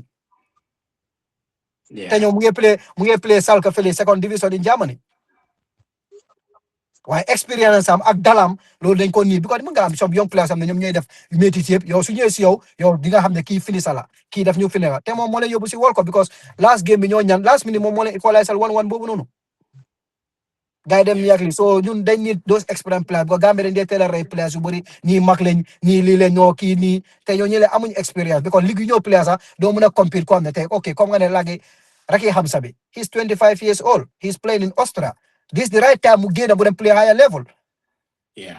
So yaa ngi ne kooku mooy future Gambia play yaa ngi play si ligue yoo xam ne dañ cee nakal war a génn mu génn foofu as soon as possible mu play Bundesliga wala mu play Italian league si properties nga xam ne kii ok ñii ñoo amee léegi team bi. Yeah. Amara wala Salmani. No, jëli naa la waa ji jëli naa la. Wow, why? So many things. So go ahead. I'm never in Labugali. So we are talking about football. Raki Hamza is 25 years, but he's played in Austria. Austria is not one of the best teams, but right now he's the time who gain 25 years. I'm not been 4 years for play the top league be like Bundesliga or the Bundesliga. Snake and a top player. You have to be Dortmund. Wala nga Bayern. Yeah. Wala salani. So you Spain maximum. Wala nga Atletico Madrid. Wala Villarreal. So see that you don't know. Yeah. Yeah, so we need players. Then they are in those kind of league like Minte Nyunkofam, which is very good. Minte is more like a fourth player, but we need a sixth one that I'm a dull. Because when you go to Ghana, you have side party. You then dull. Because then play based on how many time when you were def, time when you were def, Munen la tampong sa put da yoga sonangum, New Joga, those kind of experience are important. Yeah. Yeah. So you know like what I guess the boy mun nañu play yeneen dëkkaay waaye suñu amee certain experience players yoo xam ne sax ay Kenya ñu am benn player that maybe play on the top level sax dag day gis ne ko raf ñu ne sona because experience am nu mu nekk di dalee nu mu nekk di contrôler game bi nu mu nekk di dictater play bi ñun na amuñ loolu noonu that much right now. Why te am bi Omar? tamit ñun ñoo ko war a jox suñu player like Moussa Baro Yeah. o Minte dañ ko war a jox gars yi bàyyi fa ok yéen a war a dicter waaye Gambie dafa nekk xam ne sorry to say that ñun yëpp ñu ngi jógee Europe ku nekk ay man tax dama faale man maay play fii man dama faale kii man dama xam nga so Yeah. loolu bi su mentalité la bro because I see it. Yeah. Why I think ne Lulu, you have played, in the top level. Man lo ne kadi wax ni yep, it's absolutely true. Absolutely. Because you need experience, you know when to fall back, you know when to press, you know when to hold the ball, and you know when to just defend and kill the game.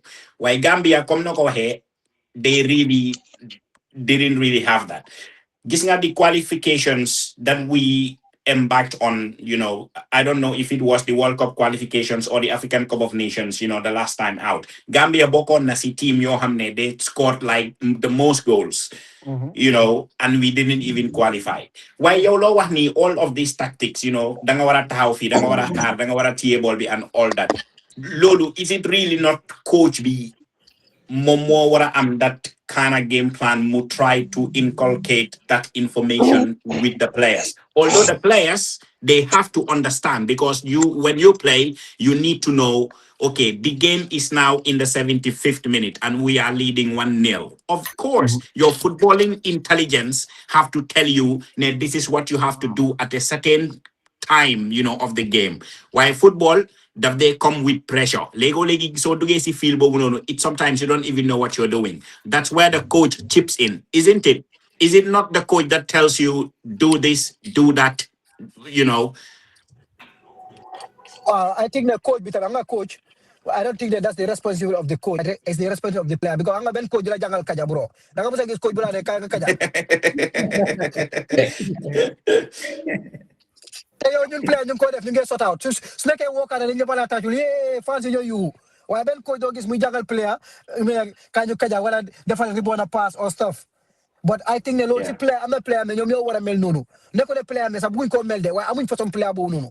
Xam nga tey bàyyi ko xel Messi before ak léegi Messi loo ko pass nga gis mu ne ball bi tap mu wàññi ko mu pass taxawaat mu ngi seet pax yi ndaw yi fam ne foofu la moo use ball bi loolu coach bi jàngalu ko so loolu si player bi la war a nekka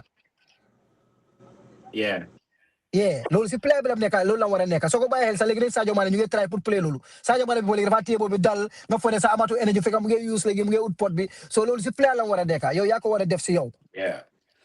No, I understand because at the end of the day, Coach B, no matter how much he talks before the game, when the players go into that pitch, you are on your own. You absolutely have to know what you have to do at any given point in time. But I mean, at least Coach B should be there to at least muy fatally player, because so duggé si field bi rek, like it's a different mentality. The players Wow. need reminding, Mota that's why you see the Mota coaches telling the players and just gesticulating, everything, and doing the things and saying the which things is that you really need to which do. is So that's which just my is point. yeah, which is right, but tamit coach bi tamit moom tamit Mm. moom moo nekk di pick team bi, so war naa xam player bu Yeah. nekk strength am. War naa dem seebal ne ko Alassane Balo léegi maa ngi win xam nga isi Alassane Balo moom lii mooy play am loolu mun na maa téyel bool mu rey ko. Yeah. So moo tax ne ko ne dama bëgg a pick rek because of kii mu ngi play fii non am na mais sax ni loo pour play ñëpp because Argentina ñoo ñu ëpp players waaye am na player ne ñoo xam ba léegi ñu ngi play si national team bi te ñooñu ay mag lañ dia nekku di play si ligue ci top team yi ñu doon play sa player tuuti ba tey ñoom la ñoo ogaay because coach bi nekk xam na player bu nekk strength am ok Waterman Yeah. ok am na expérience bi trop léegi su ñëwee moom mun naa téye bool bi yeneen passe yu ndaw yi mun na koo téye game bi gën a dee so loolu coach bi moo tax dafa war a am sa doon player ba mais ku nekk kan la moo pick ak sa doon time fan la soxlee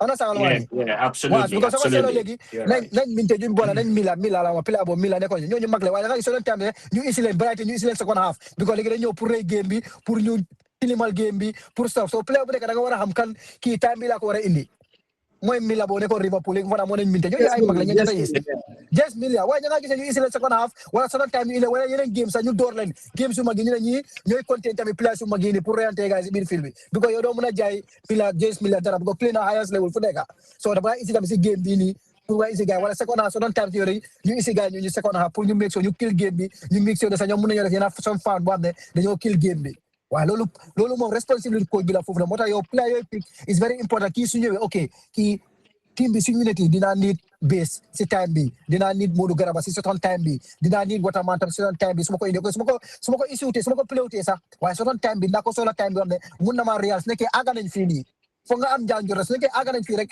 war naa need player boo xam ne dafa ñëw mu kill affaire si waaw waaye loolu tax dafa war a nekk tamit si player yoo xam ne loolu dafa war a nekk si ñoom am na player yoo xam ne ñoom mun nañoo accéléré mun nañoo wàcce tempo bi loolu si football la waaw am na mel ne dañoo dem ba nekk mag nga gis seen tempo waaw am na mel dañoo mën a nekk sax ba ñu wàññi game bi ñu rey game bi ñoom luñ ko buggee ba pare ñu accéléré waat loolu si player la loolu time boobu so many players suñ ko amee da nga ne kii dafa am qualities. Yeah.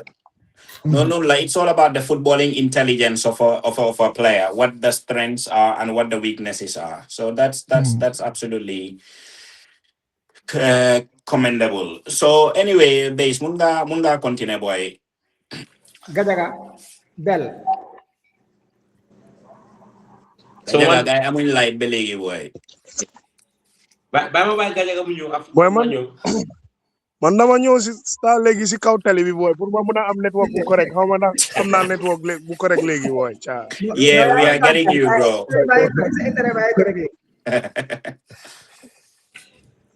mu ngi correct léegi ok that's fine boy discussion bi mu ngi ne Waterman lu mu nekk di wax noonu comme ñun daal national team bi dafa soxla loolu noonu yéen a ngi fàttale ko World Cup qualifiers ñu na Kenya 3-3 boobu noonu 37 seconds moo desoon pour match bi mu jeex so we were leading 3-2 because then scores Kenya equalize ñu equalize then that last few seconds all you needed is a player who is experienced mu téye ball bi rey game bi di draw ay fouls wala yóbbu ball bi si corner line bi moom mu téye foofu ball bi commencé di delay game bi ak yooyu noonu so we need that in the national team because dafa mel ni ñun when it comes to conceding goals foofu moom am nañ fa big problem.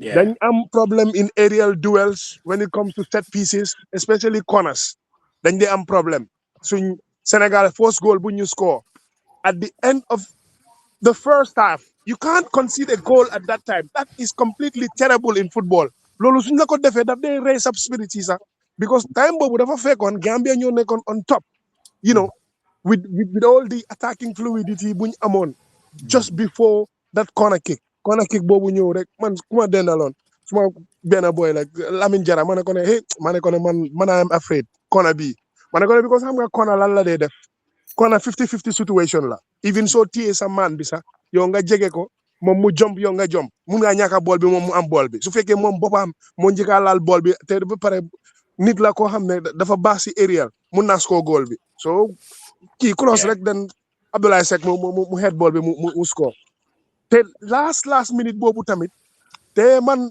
dina blame suñ coach bi. Yes, we played against Senegal. They have more experienced players, especially in the second half. Buñ defee changes yooyu noonu isi ñoom Ibrahima Mbaye isi ñoom Lamine Camara.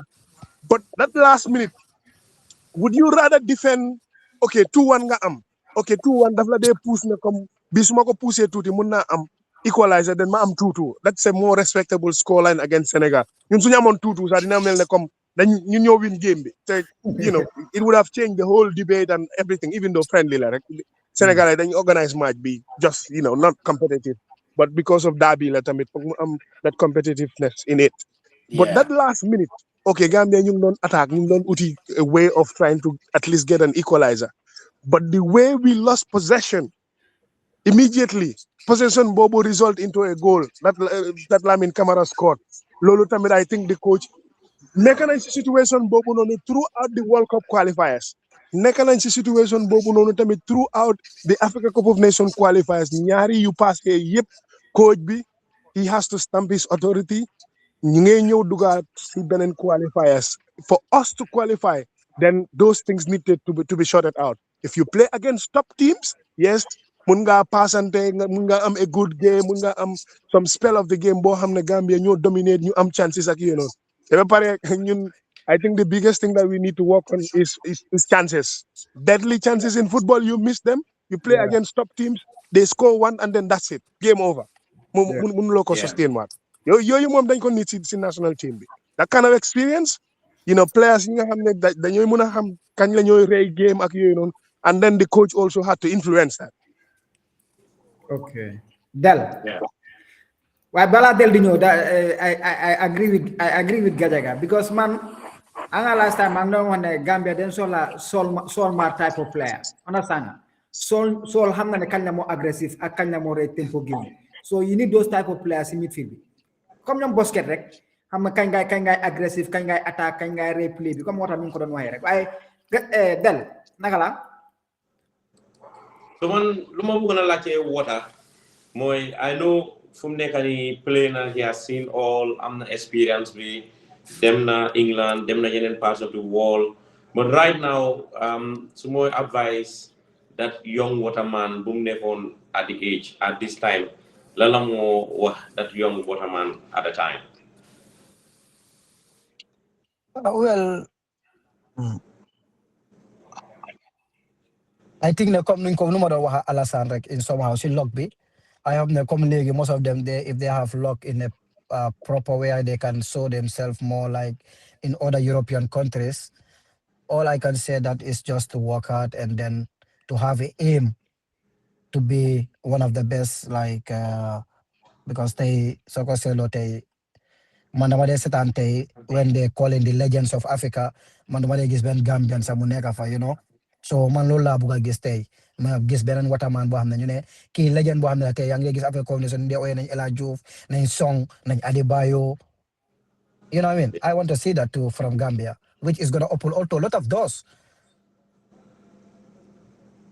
I understand that like we Gambia, we want to solve problems because of money, but mun nañoo am career, mun nañoo am xaalis. But I wish Minte or other people they can have that too tomorrow. Then you have tey nga gis ne African Coordination moo am sa invite nañ legends Africa yi tey Gambian bokk na fa like Minte or other Gambians boo xam ne tey moo fa nekk loolu ene na ko Gambians to be honest, because dafa ibi lot of doors, you know what I mean, because tey ku nekk yàlla dafa am lum la wërsëgee, so I hope ne comme su nekkee tamit ndo boo xam ne tey amoon nga comme talent bu Waterman am nga doore in the other countries, I know des nekkee comme man nu ma ko buggee ak sacrifice ma ko bugga gisuma America gisuma England wala gisuma pro life, I know ne di nga ko make kon because ñun dañ ko buggoon man nekkoon dama dem Europe pour séyaani pour am kayit doxuma pour dem taxawaalu feneen Europe moom moo yóbbu fu nekk from 2006 ba léegi it's almost 20 years. Yes, I didn't make it in the top level because of some situation, because of the working permit and stuff, but I really loved it. Moo tax ma sacrifice génn America moo doon génn America suma boy seen Touré Balak boy Omar bul dem Omar maa di nga mun a génn town te loolu sa after daloon na ma fa man demoon naa ba am na base when I say this to experience dama càng after Gambia demoon naa ba ut visa ko am na dem na fu nekk may dem gars yi ma reject visa may leen la illallah waaye noonu I'm a very positive guy kenn du ko xam si man. Wow. 6-7 months maa ngi Gambia man soo ma gis first looy gis mooy smile. Wow. Yeah, madam bro Alassane I went to Mali pour way wara dem Sweden ma dem Mali pour out visa munuma am flight boss la jël be Mali am na whole day ma ñu reject ma Mali feta mo yem nek na professeur mala ni di pass 30 years ni ñu reject ma Mali ma wara jëlaat boss bi ma nga ñëw man kena dama leen ka sama tole di ré Bilay. Boy, lolu dal nañu bari boy, bilay. you I'm know telling ma you, you're ré not alone. wa xam nga mbir yàlla things can change tamit ni nga believe mo so Yeah. time bu ma ñëw Germany 2016 di ñëw trials team si man non sign a guy third division team, fourth division team, they could not get me working permit because of the rules. It didn't allow foreigner to play in those leagues, you know. So then they got restrict lolu. So team buma muje trainer for everything guy def lu nekk munta dem. So after 1 year, after some months, president bi mo dem Zambia. So when I man was Zambia, come Zambia. Rek mu ne Omar, I am in Zambia, homa sen safari ini. Man ko hey man, I'm not from Zambia. I'm from Gambia. I'm going no. After man legi solo nekk nag yow loo nekk di def nii ma ne ko man maa ngi ko stré ma ne ko maa ngi dem na ut visa sax dem naa Sénégal pour ut visa ñu reject ma demaat dem Mali ñu reject ma so ma ne ko fekk maa ngi fa sax fekk check naa about 7 months 6 months you know léegi ma toog 2016 17 ma ne ko yow ngeen mun nga maa bindal invitation from the club ngeen wane ne maa ngi ñëw trials in December ma war ka lan la moo bindal invitation because am naa experience si tukki ma ne bindal leen si invitation mu ne ma hey Omar hold on ma ne ko yow lu gën a important loolu lañ la jox mooy working visa jox la contract lu ñu la fay nga dem Sénégal gars yi joxuñ la visa so léegi nga bëgg ñu bindal la visitor visa ñu jox la visa foog nga loolu na possible ma ne ko non binda ko rek but because that time I was going lot of things you know so many disappointments so many things you know that's part of life xam nga Manako no, mama imeli I'm out of prison. Manako no binako. Manako binako dina manako buru man dina fay ticket bi dina fay some visa fee and everything. Hamna yena ma fay alone before this time just binako. Manako okay. Manako bina wala ne man ma ngi trials December. De bare da ngeen bëgg ma fekkee tamit Christmas party bo leen def sen club bi. Ak nga ñu ma ngi trials. You guys are responsible for my stay and everything. Just bina lo rek. Mu ne ma okay. Mu delu Gambia.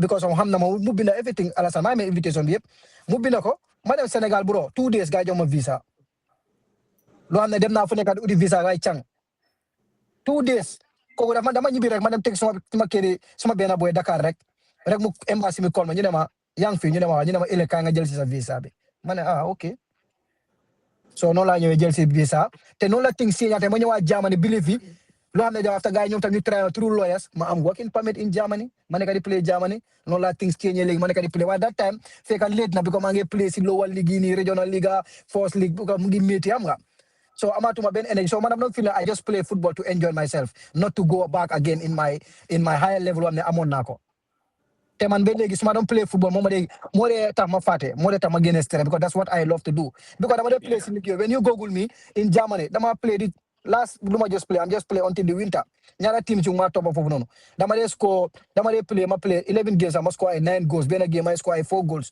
team ci di wante lu tax nga ñëw di play fi yow fan nga joggé ni bo dama dey noppé after dama am energy pour tontu ku nekk be ama chance ni pour ñëwaat ma demee ni Gambia moy bu ma fa dara gis nonu tambo ma ngi ñëwaat injury am na gis no don play sa ci libi ma ngi don hala stroke bi ko ma am injury ma am muscle problem bi ko ma ama chance pour ñëwaat America luma ñëw ni America la wara ñëwaat ni waye lu tax ñëwaatuma because of the restriction of Trump bu am ne Gambia de len ban ci 75 country la nekk because still I have a Gambian passport so you see luma go through lu bari Yeah.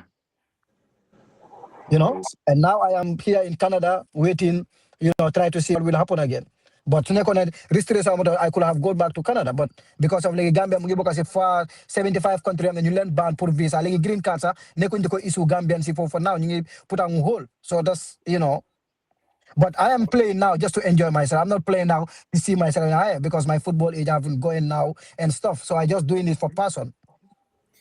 So still now you can play in the MLS league. You still stand a chance to play in the MLS league. With this restriction passport, I don't think I know because of I don't have my chances. Why maybe a team in here in the first league in Canada, I can still play. I can still play because Canada have a good league, isn't it, Alassane? Yeah, so they have their own league now. They are very good pastor. Kekuna mane film play on na fe Kekuna mane moy Gambian bulon play MLS in America. Play na fe sometime on to injury and stuff. And I am here. Let's see what will happen. But I am not playing to see myself coming back for the national team or doing this. I just play to enjoy myself. That's all.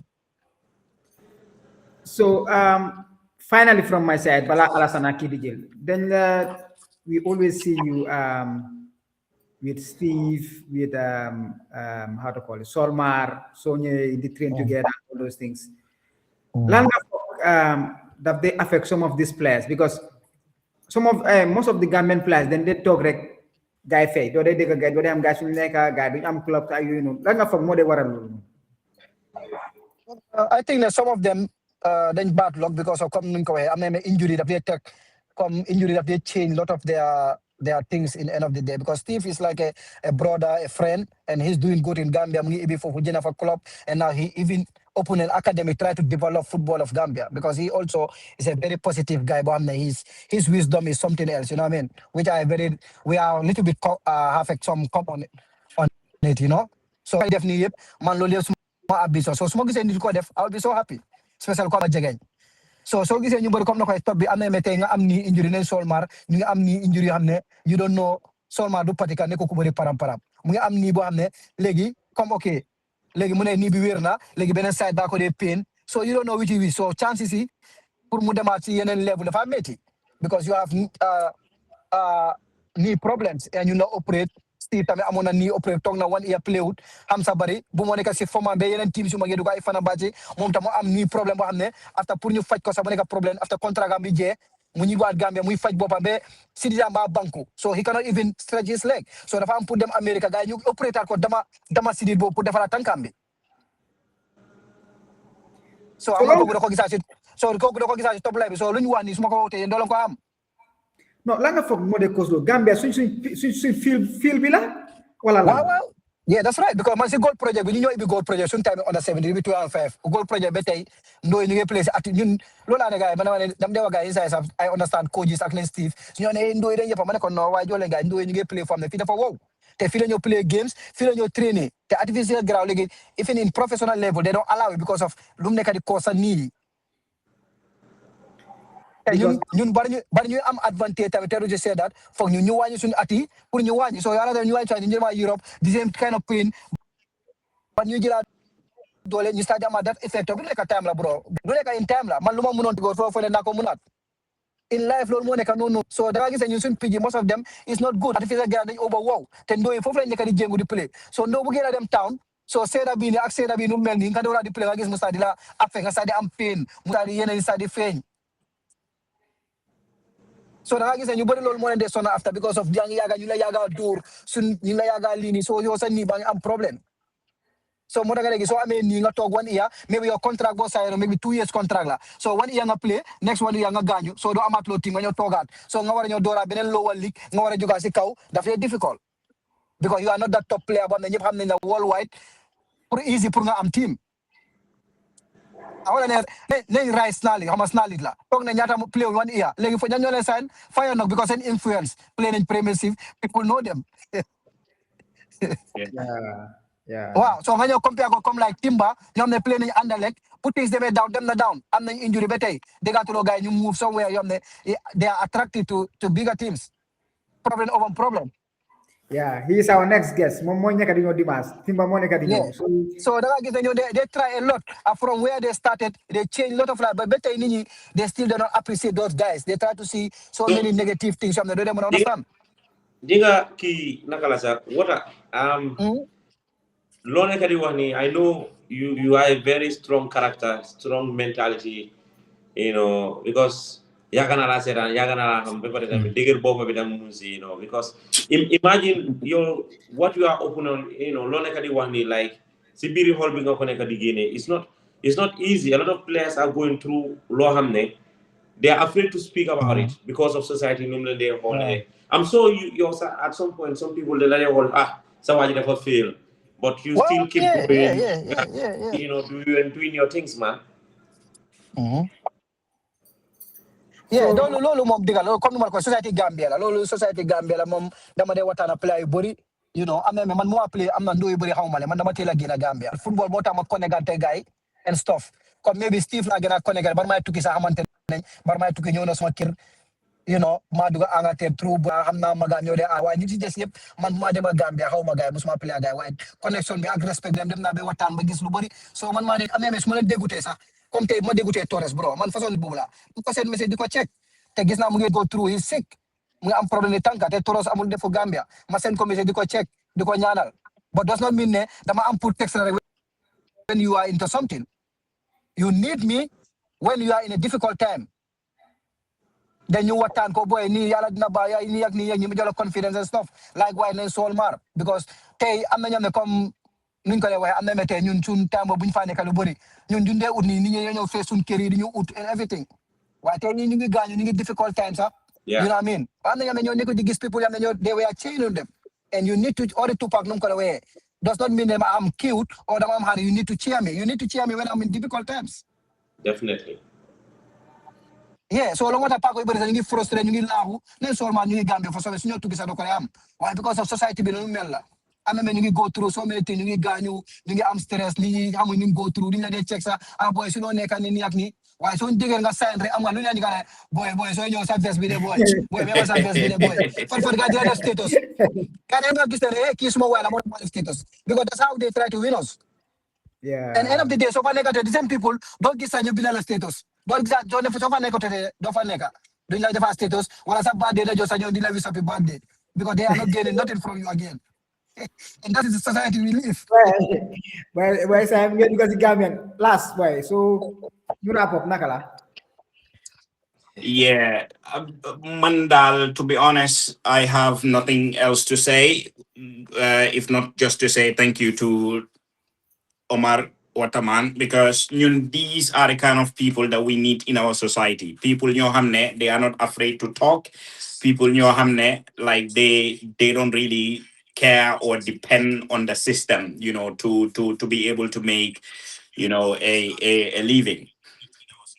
So finally, Dal, just to commend you on you showing up.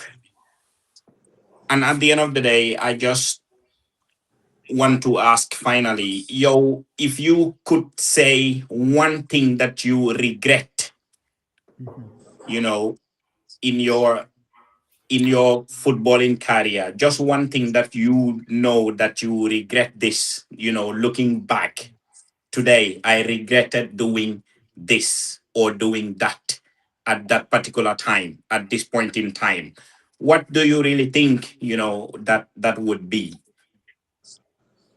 Yeah, like I said, man come no ko man dama feel ne man suma aga fa neka so mota man suma dama wa with respect and my point of view lu neka si man Yeah. waxuma because of I want to have positions waxuma neka pour nit ñi I just respect man su luma dunda loolu lay wax man that's how I am because man dama gis ne tey football moom moo yóbbu fu nekk I meet people tam moo xam le so mota suma wax I speak what my mind with respect man the only regretting lu ma am ne suma ko regretté lu ma ne naa ko wax tey and maybe ameme dinañ ko fekkee amee mooy under 20 bi dama ñëwoon play si Gambia bañ qualified against South Africa time maa ngi amoon muscle injury so suma coach si ñu ne ma Omar you are not ready to go bul dem ma ne ko non lii suma dëkk dama dem mooy under 20 ma ñëw ba Gambia gaañu after ñoom seen boppa fay waaye docteur bi da wane di nga wér si time tournament bi that time waaye dama ñëw comme Gambia they let me down ñu drop ma te ñoo qualified loo Gambia man demoon naa su ma waree dellu suma team bi sax du ma dellu dama toog ba ñu return leg may leen non return leg bi laa bëgg su ma demee ma ñëw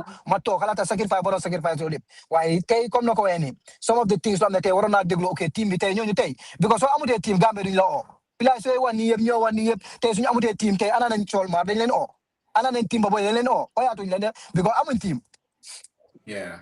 So sometimes nga say tamit ina boy waaye man tamo gisuma dara rek pour Gambia tamo under 20 bi ñoo ko qualified lo ñu ñoo play against Freetown Sierra Leone ñu win 4-1 ñu win Gambia Africa Coast ñu ñëw with their top team ñu win leen fii win leen biir Africa Coast everything te dama miso ñun suñ first match bi play biir Africa Coast then win 1-0 but the supporters were not satisfied be gaa di ñu saaga di ñu woyale seen game bi dafa bon nii soo ne Africa Coast moom ñu ne naa rey ben ma ko isa suñ boss bu ñu doon dawal sa boss bi dafa mujj am accident si yoon bi ko fancy ak yoon noonu waaye kay man tamit ma war na ñibbi suma club waaye ñibbi wu ma ne hey man damaa toog ba after return léegi ma soog a dellu America noonu laa toogee Gambia ba return léegi ñu dellu Africa Coast ñu win gaay ba pare ma ñibbisi bu ma ñibbisee ma dellu si waat fekk am nga lu bëri mu ma raw suñ team bi ma am pour fight ma nekk di play second half first half ba qualification mu ñëwaat ma am mosul ñu ne ma tonne même jot na Gambia yónnee ma suma ticket non temps boobu sax ñoo dee jënd ticket waaye gaay dellu ñu ma jënd suma ticket ma dem ma nekk si training ground waaye tam moo nekk ma di train team bi fully man ma jënoon suma ticket after la jot baa boobu noonu sa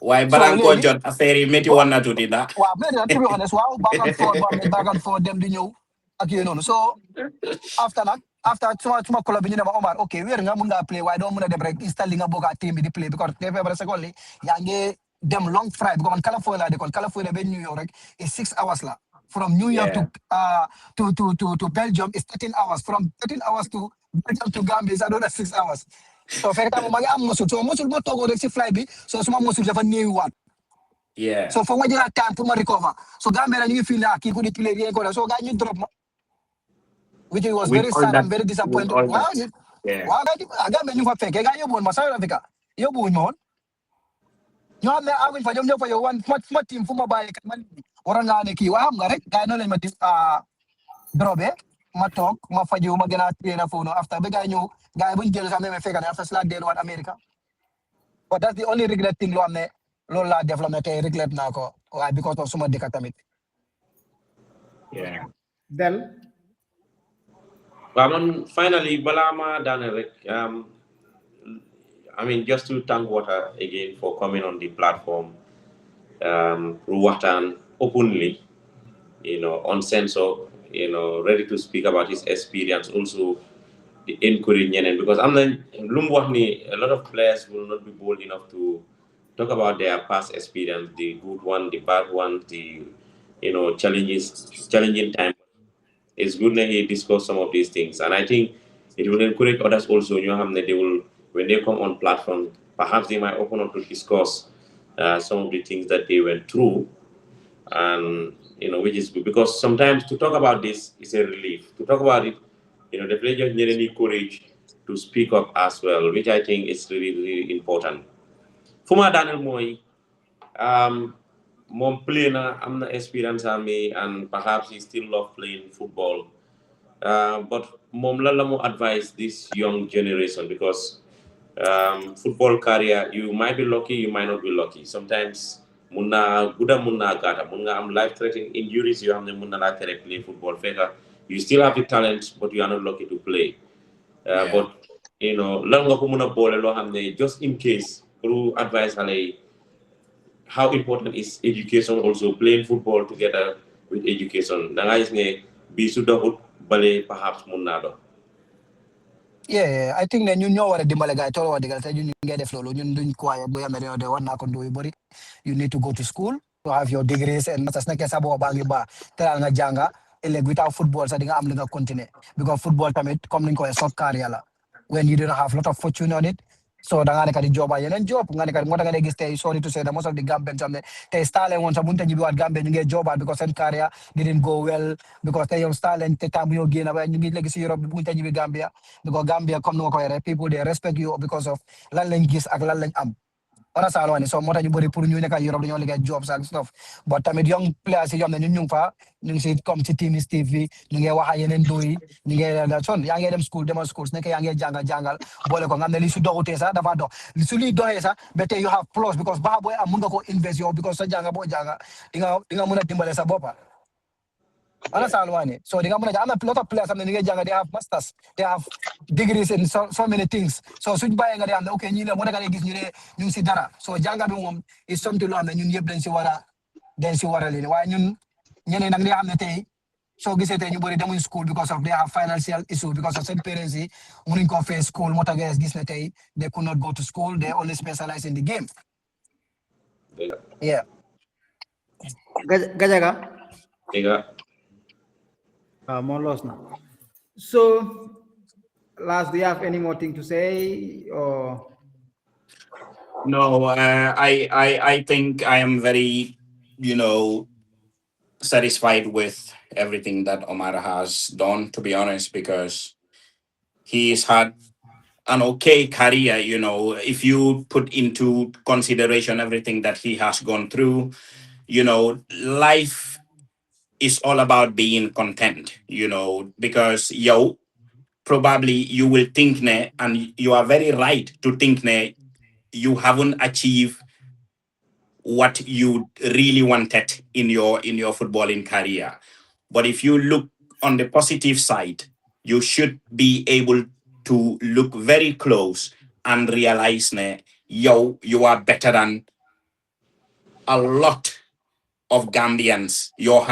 They have also embarked on this journey, the journey of being a professional football player. Because what shaped you to be a professional football career comes with consequences, it comes with sacrifices, and it comes with, as we say, luck. So, man, I don't want you to have any regret, looking back. I just want you to have that positive mindset, knowing that whatever that has happened, it happened for a reason. And I promise, when you are all done with this footballing, and hang your boots, if you look back, you will be very happy. Okay, you know what? I am so happy with what I have achieved, and I am very content with everything that has happened. I have my life, I have my pride, and I know that I have given everything for my country, and there is nothing that I have left behind. So I just want you to be proud. I want you to continue, to be bold, and just share your thoughts and help in any way you can. For the people back home, they really need professionals like you to speak up and voice out, what they really feel. So I just want to say thank you for coming, and and yeah, I wish you all the Alassad, best. and is man, I want best for the Yeah. Gambia. I have a friend. Yeah. I came to here to Canada. I was speaking to one of my teammates. He went back to Ethiopia, Yeah. and then he's moom dafa jàng so léegi dafa open like is construction thing sort of the Ethiopia seen stadium bu es buñ bil ni moom moo ko bil. So si laa ko ma ne ko what about Gambia yow mun nga ñëw dimbale si mu ne ma Omar just waxala guy rek I can come there and na guy contact Ethiopian FA bi man maa fix lii yëpp fii nii because lii laa jàng man dama ñibbi si fii depuis 2019, you know Yeah. what I mean. So lu force indi ma mooy Gambia laa ko wax. Yeah. So ñun Gambia la yaa moo tax ñun comme ñun foo ñu gis ñun always ñu ngi Gambia man fa naa ak lu ma tukki 20 years musuma toog full 1 year te dew ma Gambia mu cool ye maa ngi Gambia comme na ko man dama doylu mooy dama content. I'm not hungry for fame or money man dama def fii ne ni ku loo am rek sa wërsëg la. Absolutely. That's how na man noonu laa groupe ba tey noonu laa mel moo tax duguma doo dégg ne Waterman dugg na si yeneen or stuff te am na tey ñu ngi bàyyi football ñu ngi si yeneen ñu ngi dugg si yoo xam ne tey soo ko déggee ne kii tam mu def lii am nga yéen noonu. Yeah. Yeah, so that's man lolo moy suma lo amna tay tam ku nekk dama lay dewane you content of what you have moom moo gën a important in life ni ku nekk dafa am wërsëg because tey ñun yëpp dañ juddoo in a different dates dañ juddoo with different months dañ juddoo with different years yow da ngay xees man dama njool so yàlla ñu créé ku nekk tey am na ñoo xam ne ñu ngi fi woon ñun ñoo leen mag ñu ngi génn àdduna. Yeah. So it's not about age or stuff or healthiness. Things can come in a different way. So in life, the most important thing is who are you and what people can say about you. Lan lañ mën a seede si yow sa character, sa manners is very important in life. Okay, what a program. Yeah, just we go around 1 hour, but because of the energy at how open you are as a program, and then we appreciate it, man. And success is subjective. Understand nga? Why hamna ne mom pour wax nit yi rek ne man Morino daf ma soxloon around 2006 2007 2008 loolu rek success la maa ngi laa woon a time boobu noonu it's very very difficult to play top flight football. So nga what nit ne rek ne man Morino daf ma soxloon 2006 2007 loolu rek doy na understand. Waaw xam nga man waxuma la ko seego fu dama la ko seen yow sa bopp. No, understand. Dama la nekk di wane loolu rek success la and we appreciate it. Yeah. Te ñun dañ laa continue di indi fii especially Gambia after Gambian games yi dañoo dimbale and then we need this kind of things especially academic because bu ma waxaa ML ma waxaa yow you could see the amount of talent that we had in Cherno Samba, the amount of talent we had in Gibbs Academy amatul Gambia boy understand. So we need to bring am na léegi be careful. Steve Tarawale mu ngi bi benn academy la turum Ndoye amee dama ko gisee ma ne ko bro dama ko wax straight ma ne ko hey loo def ni is very good because Ndoye léegi bu develop from the academic mun naa dem sa first team bi. Yeah. So which is very good. So ambition was more gisee he did that is very good. So team am bi first team and BST they have an academic. Wa am na Ndoye tamit léegi foofu la ñu koy train from 16 ba si down Ndoye am na yoo xam ne taay la yéen ñoo ñëw rek ñoo amoon ay trials. Si ñaari Ndoye la identify si team am bi which they have a very good qualities. So academy ñu ngi ñëw, so we just need quality coaches yoo xam ne tamit dañoo jàngal ndoy lan la ñoo fekkee Europe. It's not about even in academy we need coaches yoo xam ne ndoy lu ñoo fekkee Europe loolu moo fa nekk. Comme ñun am nañ experience in Europe bi, we have been there for a long time. They need so many coaches yoo xam ne dañu war a ñibbi si Gambia su nekkee am nañ ko mun nañ ko si ñoo dimbale ndoy because doing it for yourself, you are doing it for the country. Yeah. So loolu la ñu nekk because of rek Alassane coach, but we need players who are they're gonna give something to kids and loolu la ñoo fekki awat. Both the European basis training and the awareness, you know, I mean the end product and stuff. In fact, lolu for these players when they get to Europe to integrate because already am nañ foundation. Yeah. What time jot na, so we come normal. Thank you very much, and then viewers, see you on Sunday. We have another, very important. Yeah, thank everybody come and we just some time for watch this show. Like I said, I'm very happy to speak to Alassane Mbalo. I've been hearing his voice. Fadera, I know him a little bit. I know Bodu Galaga and Base now. So come on, you did a lot for Gambian football. Internet amuten fi ngeen nekk si football bi di bindal football si di talk about them, so we give you more credit than us, even us, and thank you very much for this opportunity also, Yeah, thanks. Yeah, Bana, man. Thank you very much. All right. Respect, bro.